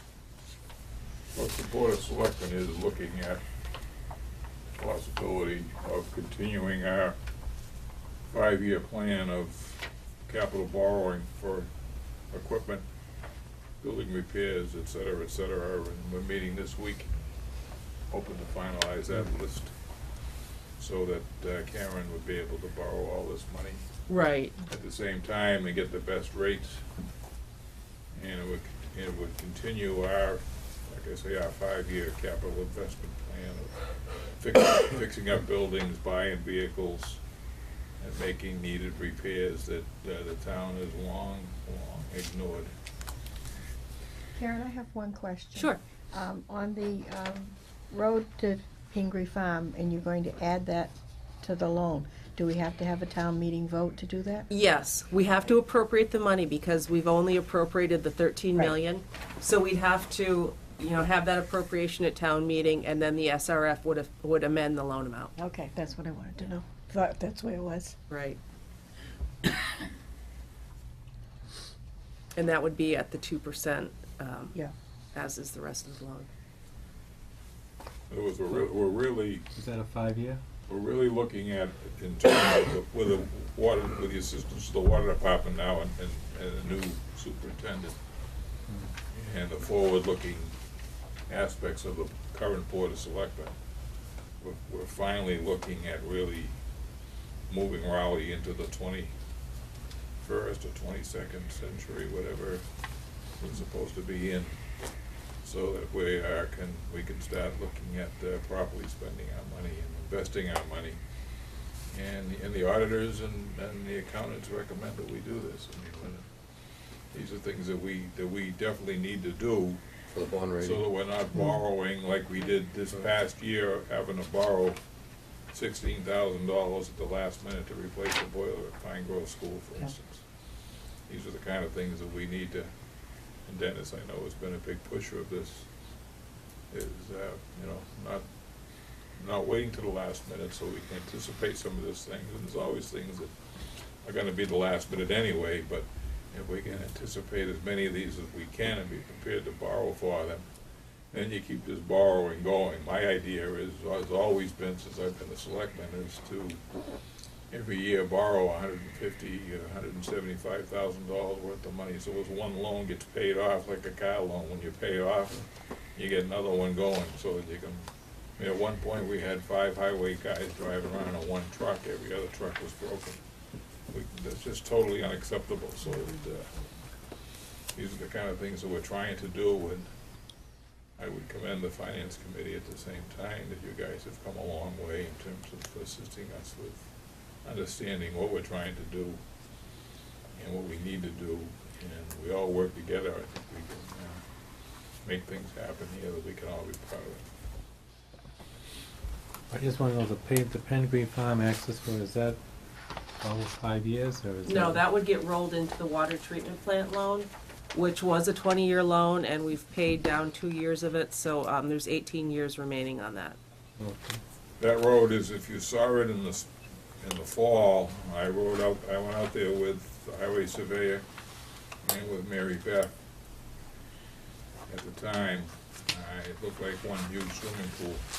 It was unbelievable, the condition of that road. So what we did was we asked you people for some money to make emergency repairs, which TW Excavating did, to get us through the winter, knowing that this spring we would be looking for money to make permanent repairs.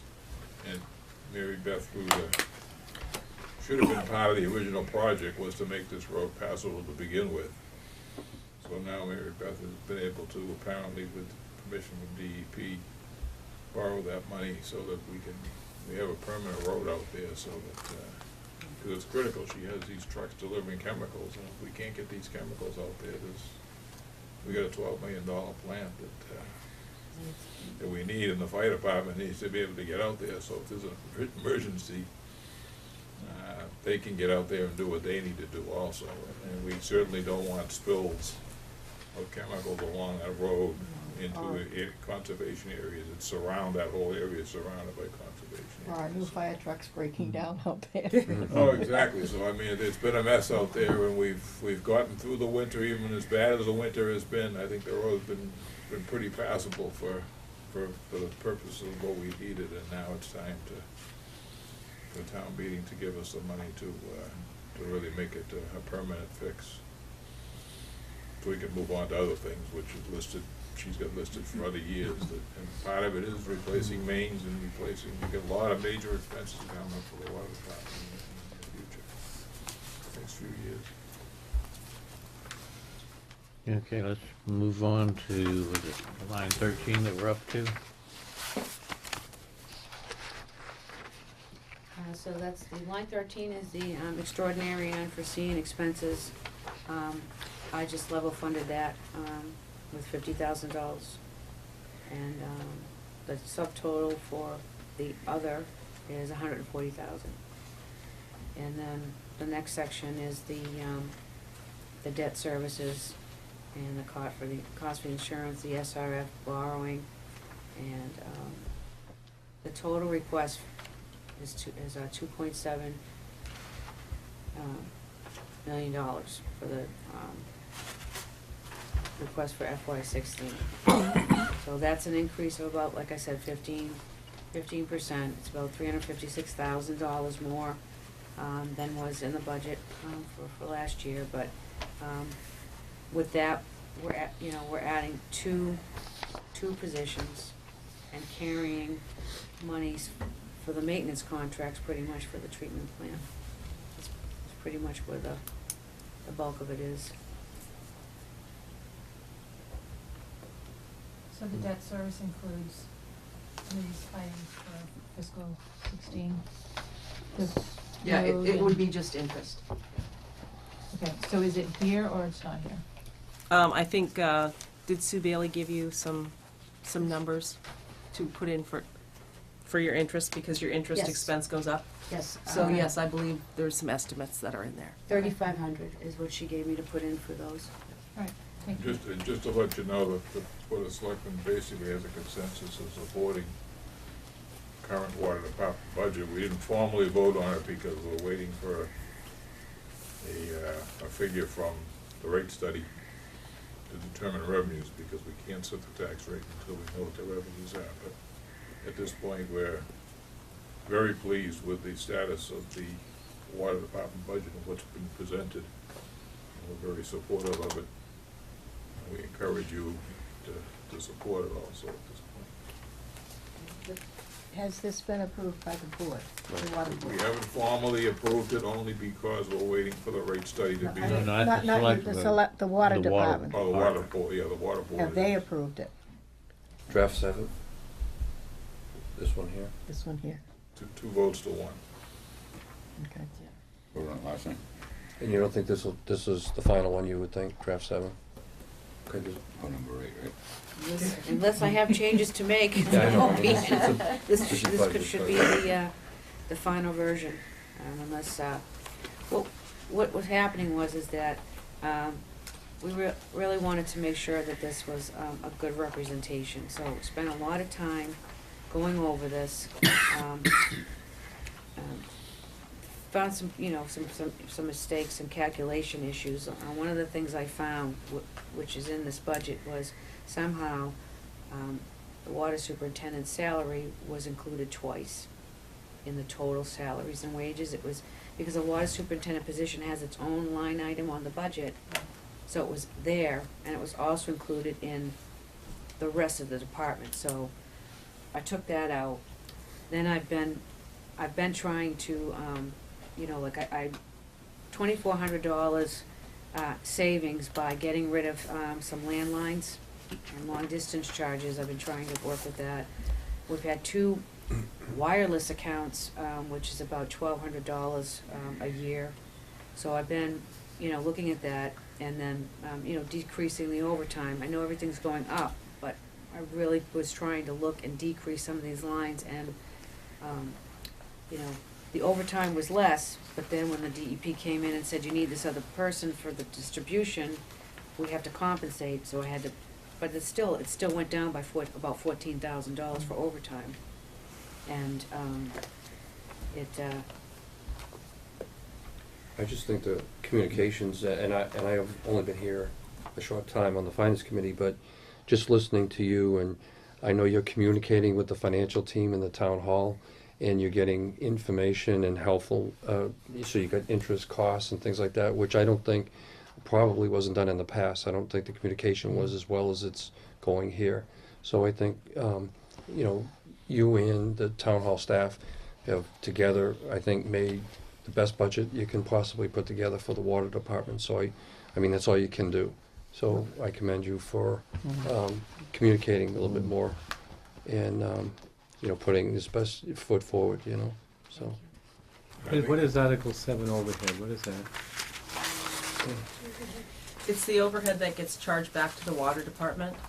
It's retirement, it's health insurance, it's Medicare. It's all the costs that get paid out of the general fund throughout the year. And then they're reimbursed back to the general fund by the water department. I think one final issue is the last couple of 3 years at town meeting, we've had some very confusing presentations based on the treatment plant, the need for the treatment plant, the water budgets, so on and so forth. So we're really depending on the Board of Selectmen and the Finance Committee to stand together and support this budget. We would encourage you to individually, if you have questions, you go home tonight and you come up with questions, call Mary Beth or call Debbie or call Karen or one of us. If we don't have an answer for you, we certainly will get one for you, because it's critical that we pass this budget and we demonstrate to the public that we really know what we're doing here, and this is going to be a successful project for the future of the town. And there's one other thing, you know, we had to make a decision, you know, as far as the staffing. We discussed this in the meeting, and the direction from the board was to add that heavy equipment operator, because if we didn't do that, we would have had to increase other lines in the budget to continue to contract that out every time we have an emergency, and including routine, replacing fire hydrants. That's, you know, they get knocked out of service, they break, we have to come in and replace them. And the board wanted to bring, we have a backhoe, we have all the equipment, so it made more sense, and it was gonna be more cost effective to bring a staff on. Well, last week, on Friday the 13th, when I found out, you know, my preliminary conversations, I was kinda like, you know, I wasn't expecting to ask for 2 additional people in this budget year. It just, the time, you know, they say timing is everything, so we have an opportunity now to move that forward. You know, because like I said, I wasn't planning. I had no intention of asking for 2 people. Asking for the heavy equipment operator was to, you know, because we had one on the books before, was to move away from the outside contract services and bring it back in-house. So it was a shock to me to have to even consider an additional 2, not just 1.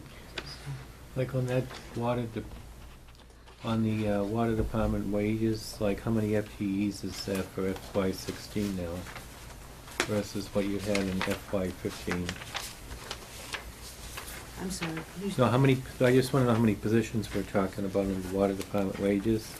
Oh, we're adding 2. Yeah, so, what, I know, but well, how many altogether now, and you have budgeted for FY16?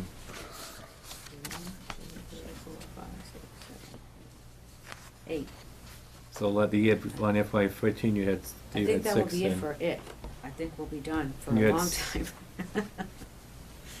I won't be asking for any additional staff anytime soon after this. I can promise you that. They added 1 mid-year, right? Yes, we Of did the add special? that, so speaking Okay. about the budget, so the overtime line was so much that we were able to transfer monies to accommodate, thank you, Karen, to accommodate adding that additional hour to the already part-time secondary operator from 15 to 16 hours, and then also to be able to fund adding the laborer operator, taking the money out to fit for his salary for the second half of the budget year. So, You eliminated the seasonal one. and thank you, and I eliminated the seasonal.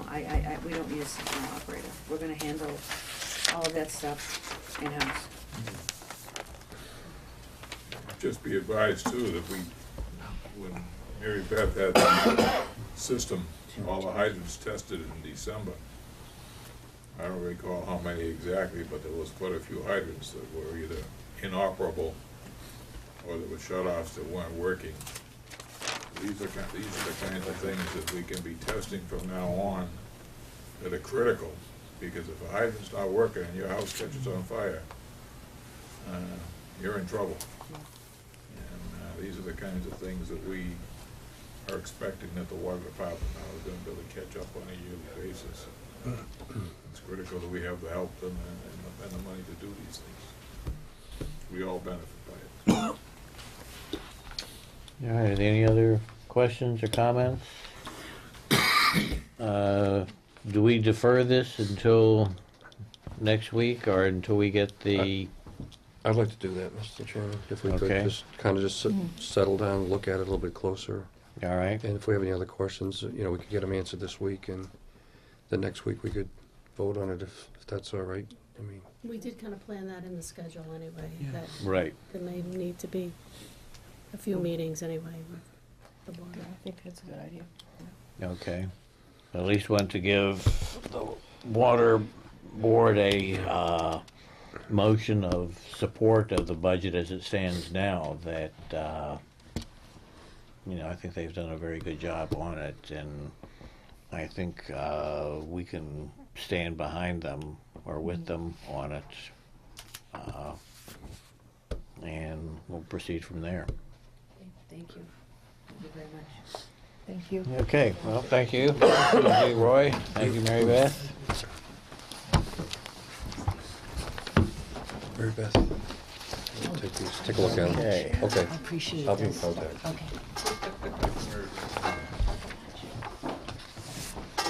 I think the next budget is, Triton? Or was it, Yes. all right, we'll take Triton. no, we'll say Triton. Yeah, make up your mind. You wanna do Triton? Let's do Triton. Let's do Triton. Yeah. Geez, look at us, spelled Triton right. Yeah. Yeah, we put together formula. That supposedly was a typo, but, okay.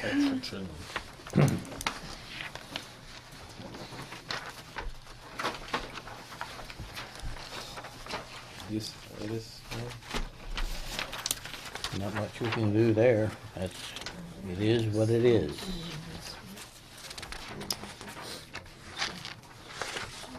I always get the biggest piece. Increase. What is that, how does that look in the overall budget? I mean, is that something that the board's gonna put on an override, or is that something we're gonna try to fit in as we go along, or, I mean, that number is now, what, 385 versus what I we, think we're gonna put the school number as part of the budget. I don't think, we haven't made a Yeah, no, we fit it in the budget. we haven't made a decision yet as to what Okay. we're gonna do about the the, field yeah, situation. that's, Yeah. My recommendation would be that we do that as an override, but the board itself had an in-depth discussion on that. yeah, there's a meeting on the 24th, I believe, on that, so they're gonna discuss that further too. I've heard they're putting it off. What's that? I've heard they're putting off the stadium. I haven't heard that one, but it wouldn't surprise me. In writing yet.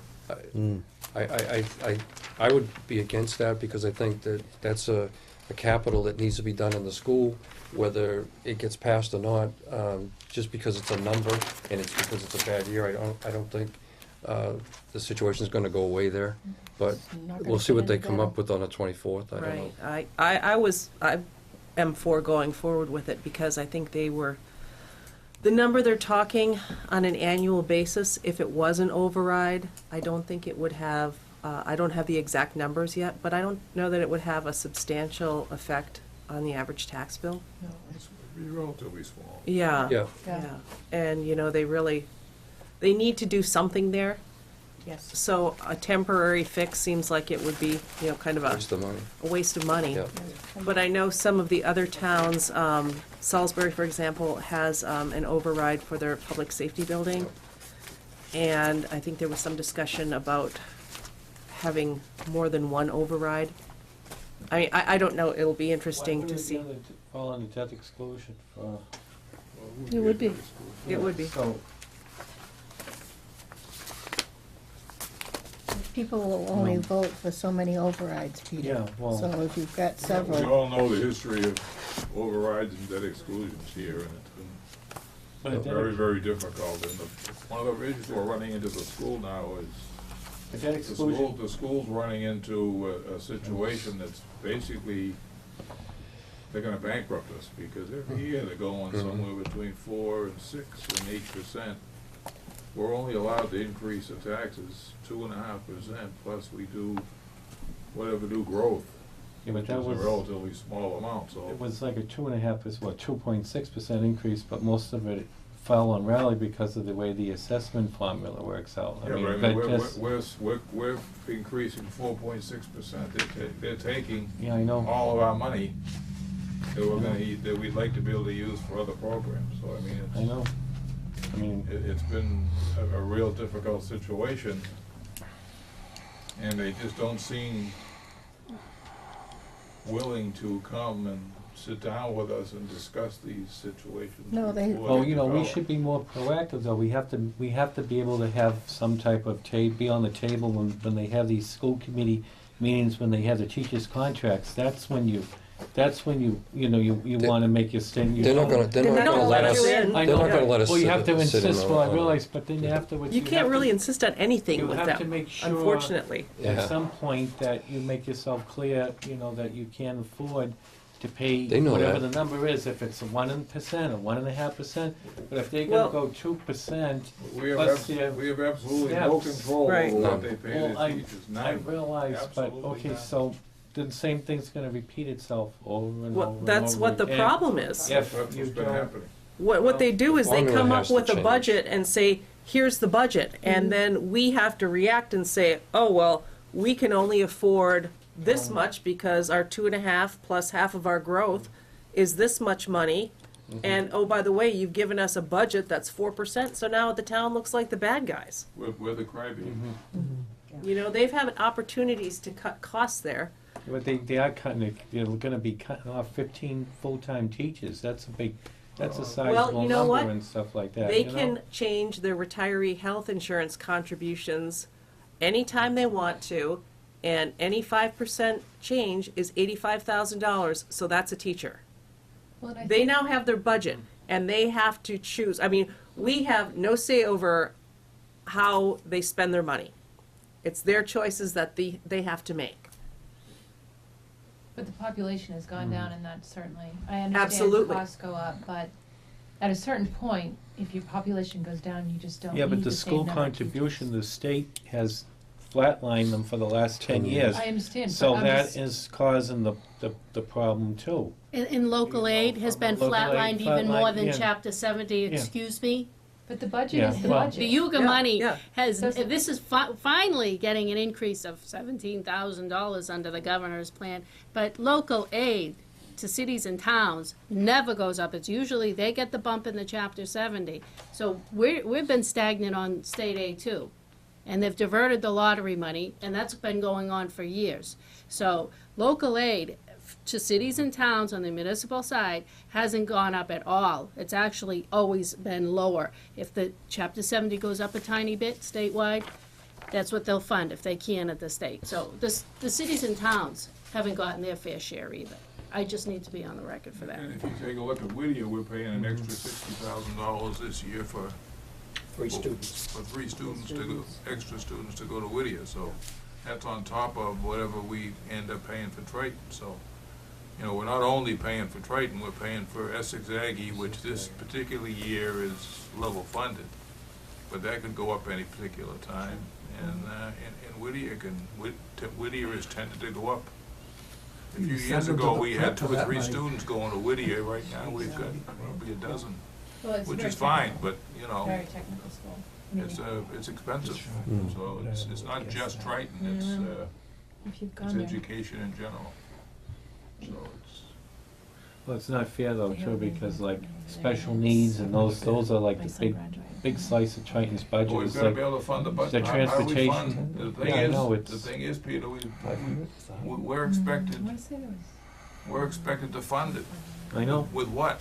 They don't give a, if the state said we could come down and increase the taxes any way we wanted to, we could fund it, but they're telling us we can only limit how much we can increase our funding, and yet they're telling us that you're gonna have to increase the spending for schools X amount. And, That's why it wasn't a fair statement for the superintendent to compare us with other towns, saying that Absolutely you know, not. No, that was Triton ridiculous. region pays the lowest taxes. We're governed by 2.5. We can't charge whatever we want. Oh, Maybe yeah. we would, maybe we wouldn't. But you know, to compare us to Essex and Manchester and a few of those other towns, I think was a You've gone through these not a good budgets, comparison. and other than a small pay raise for everybody, we've level funded 99% of these budgets. We've level funded for the second, third, or fourth year. I was gonna say at least 4. And over the last 10 years, Yeah. the cost per student has gone up 79% I mean, based on we've Triton's been hit hard. numbers. Well, even over the last 3 years, our assessment has gone up almost $1 million and our enrollment is down. And it's going to continue to go down for the projected till 2024 or something like that. Right. They were saying. So, What percent of the town's budget then goes for schools? Is it 60 It's something about percent? 60, yeah. The 60? schools, yeah. So everything else is the Hey, Dave. remaining 40. Yep. Okay, based on that, do I have a motion to approve or to recommend the Triton? I'll make that motion. Stay for recycling. Okay, do I have a second? Everybody's reluctant. You have no choice. Aye. No, I'll make that. Okay. Peter. All those in favor of Who seconded that motion? Peter? I did. Peter. All those in favor of recommending it, signify by Aye. saying aye. All right. If I could offer, Mr. Chairman, one comment, that the school budgets have to be approved by 2 out of the 3 towns. If 2 of the towns, say Salisbury and Newbury voted it, and we turned it down for some reason, we'd still wind up paying. But on the stadium proposal, it's all or none. Yeah. And that's going to be tough. But the difference between a debt exclusion, as I was trying to make it versus an override, is a debt exclusion, once that debt is paid for, it doesn't. goes away. The base, will override that always stays, whatever the base is, it stays, you know, I mean, it all Right. goes up. Correct. Where the exclusion, once you paid off, so it's always better, you know, to go the way of a debt exclusion when it comes to capital items and. Yeah, Definitely. You can't have a Have debt no other exclusion. choice, right, no other choice either, yeah. Yeah, if you're funding operation of the budget, you have to have the general, Mm-hmm. right? You can't have a debt exclusion or a capital exclusion, which is just a 1-year bump to pay for the capital item for your operating budget, But you could have the debt exclusion for the for the stadium. stadium. Yeah. Okay. Right, which, like I said, I don't think would be a lot of money. I'm waiting to talk to the town accountant to kind of figure out some numbers on that. Yeah, and I'm trying to get the latest figures. What happened, Brian made a presentation at the District Communications several months ago, and we got some figures. And now that it seems they got some money in, they got the money from the Institution for Savings, they got some other donations, but then it leveled off. They weren't getting any more. They thought they were going to raise the full $2.5 million at that point. Now it's up to $4 million. And so now that it looks like it's a worthwhile project, that something that's going to happen, more people are coming forward in making donations. So I want to get the final figures from Brian on that so that I can update his PowerPoint and then I can present it to you and show you what the figures are. Okay, let's continue with the recycling. For $12,651. That's straightforward. I'll make a motion that we recommend recycling. I'll second it. Okay, any discussion? Other than everybody please recycle? But it's only open Saturday morning. Yes, it is. Work Saturday morning, it's a problem. From 8 o'clock till 12 o'clock. Banks are open from 8 o'clock till 12 o'clock. Well, I think No. it's till 12:30. 12:30. Yeah. So put your recycling in your card when you get out of work. Or dump your trash at the bank. Yeah. All in favor, signify by saying aye. Aye. One-liners. All right. Recreation Committee. That's also level funded.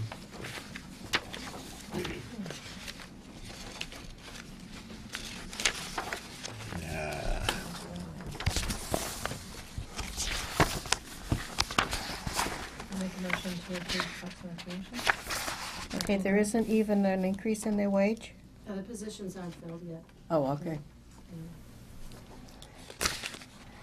Okay, I have a motion. Do I have a second? I'll There we second. are. Second, Amy. Any discussion? All those in favor of recommending the Parks and Recreation budget, signify by saying aye. Aye. All right.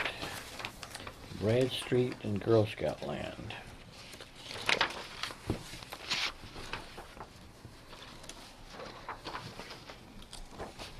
I take it that's just the 11,000. Is that correct? Yes, for two separate properties. Oh, okay. This is So- town money and not CPA? This is town money, yes, because we wouldn't be able to use CPA for maintenance of property. So this is just the Brad Street. Brad Street and Girl Scout And Girl land. Scout. Well, that's what I asked. Yeah, I didn't write it. Oh, I okay. I'm in a rush to get this done, so at the top, it does say Brad Street, Right. but it is Girl Scouts too. Will that continue to be called the Girl Scout camp? Actually, I call it 390 Weathersfield Street until such time, but I didn't know what else to put on here. And the same with Brad Street. I mean, it's not the Brad Street property anymore. This Pine is Brad Grove Street. should have a contest to rename the property. There you go. But anyway, do I have a motion to accept the 11,000? The 10,000, what does that consist of? Just general maintenance to keep? Yeah, there's a number of buildings on that property. At this point, we have an RFP to lease the camp area, but I haven't even been able to get out to do the Title V because of the snow. So actually, right now, there is no money that I have available. I'm paying for electricity and things like that out of the selectmen's expense. So at this point, it doesn't look like the camp will be used this summer? Hopefully it will be, but there may be costs that are not going to be included in the lease that hopefully we're gonna be entering into with this organization that will come in and take over, but there may be some things relating to septic, because we bought it as is. Right. So there was Is no, the caretaker still there? yes. Is he paying rent to the town? No, there's he's considered an employee. We have a caretaker's agreement similar to what the Girl Scouts had.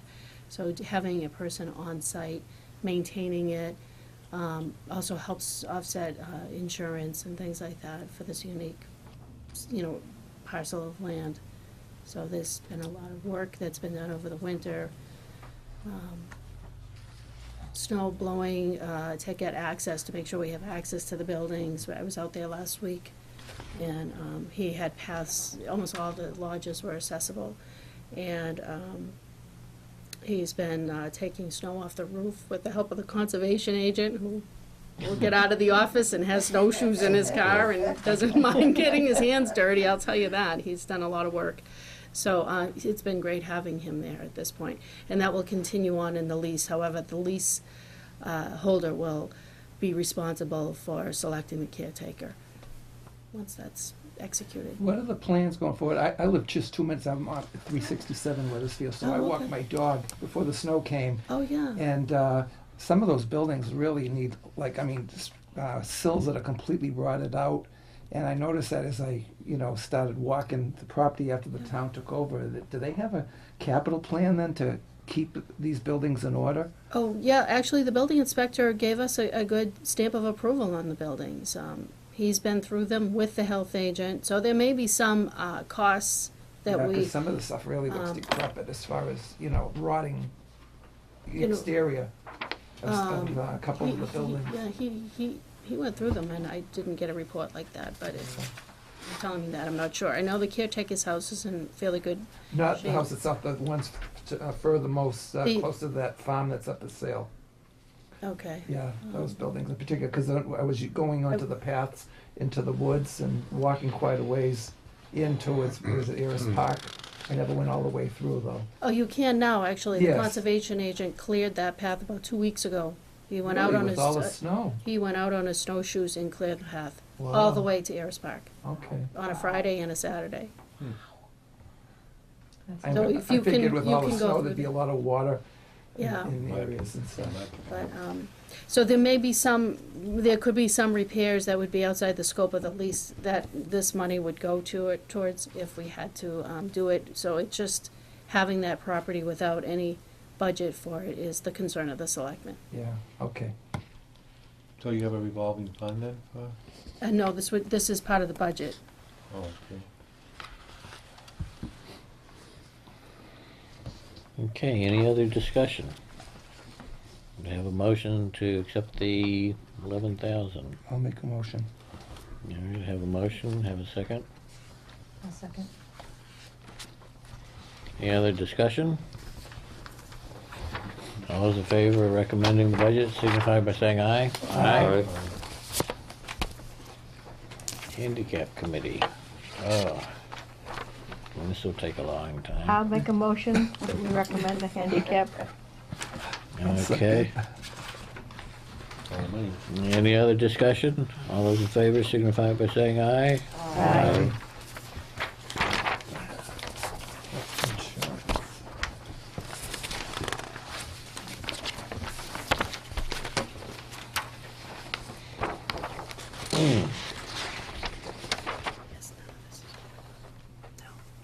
We on the health? Right. What's Insurance. cafeteria thing? What that is it's a flexible spending account. Oh, okay. Is the, GIC, are they going up 7.14, is that what that number reflects Well, we're in Maya. on the health? We're in Maya. Oh, Maya? We have, They've set the rates pretty much for next year, or, that's our final rate. We had estimated a 10% increase. We were told budget for 10. And last week I got the number and it was 7.14 for the town. that's cheaper than Triton. Triton's getting Yes. 10%, Blue Cross or something, so. Yes. Now, what you said, Debbie, you said it was 7.14? Yes, This so is 6.42 here. that's the overall, so in form, That's in the combined. attached form, you'll see the breakout of Oh, everything. okay, okay, I'm sorry, thank you. That's all right. I'll Any make a other- motion. Okay. I'll second. Any other discussion? All those in favor of recommending it signify by saying aye. Okay. Streetlights.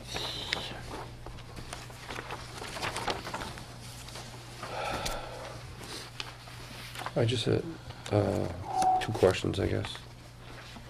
How many streetlights do we have, do you know, roughly? I know somebody's gonna ask that, right? I don't know. Okay. I don't know. I know that some, the selectmen have asked, a couple have been turned on this fiscal year due to safety concerns, but I don't know. But I noticed you're doing the LED lights too, so is that actually reducing some of that It a little bit too? is. Last fiscal year, we, if you look, I'm sorry, the current fiscal year, 14, we had 33,000 Okay. was the number from the light department. And then we went down because of the LEDs. We went up because of the number of lights now on the town We're hall. adding. If you We drive added out tonight, you'll see it. Several lights at the town hall. And a couple of other street lights that have They're been usually not turned. that expensive though, right? I mean, I remember paying the bill, I think it's like $5 a month or $8 a month for a light or something like that. I don't know, I held off on this budget because I wanted to actually have a conversation with the light plant manager on it. Yep. This was the number he gave me. I apologize that I don't know how many You wanna streetlights. Maybe hold off Bob on it? Mary, if he was here, he would know that. I don't know.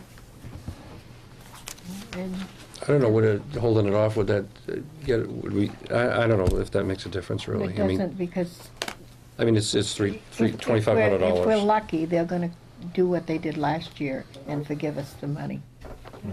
So that They they don't can have do to that count last year. streetlights. Yeah, they did. Oh, yeah. Yeah. And So we, They do it every year. they figure the expenses? they have been, I'm Yeah. not sure at some point. Oh, they okay, may because I not just be see it able- in the 13. Yeah.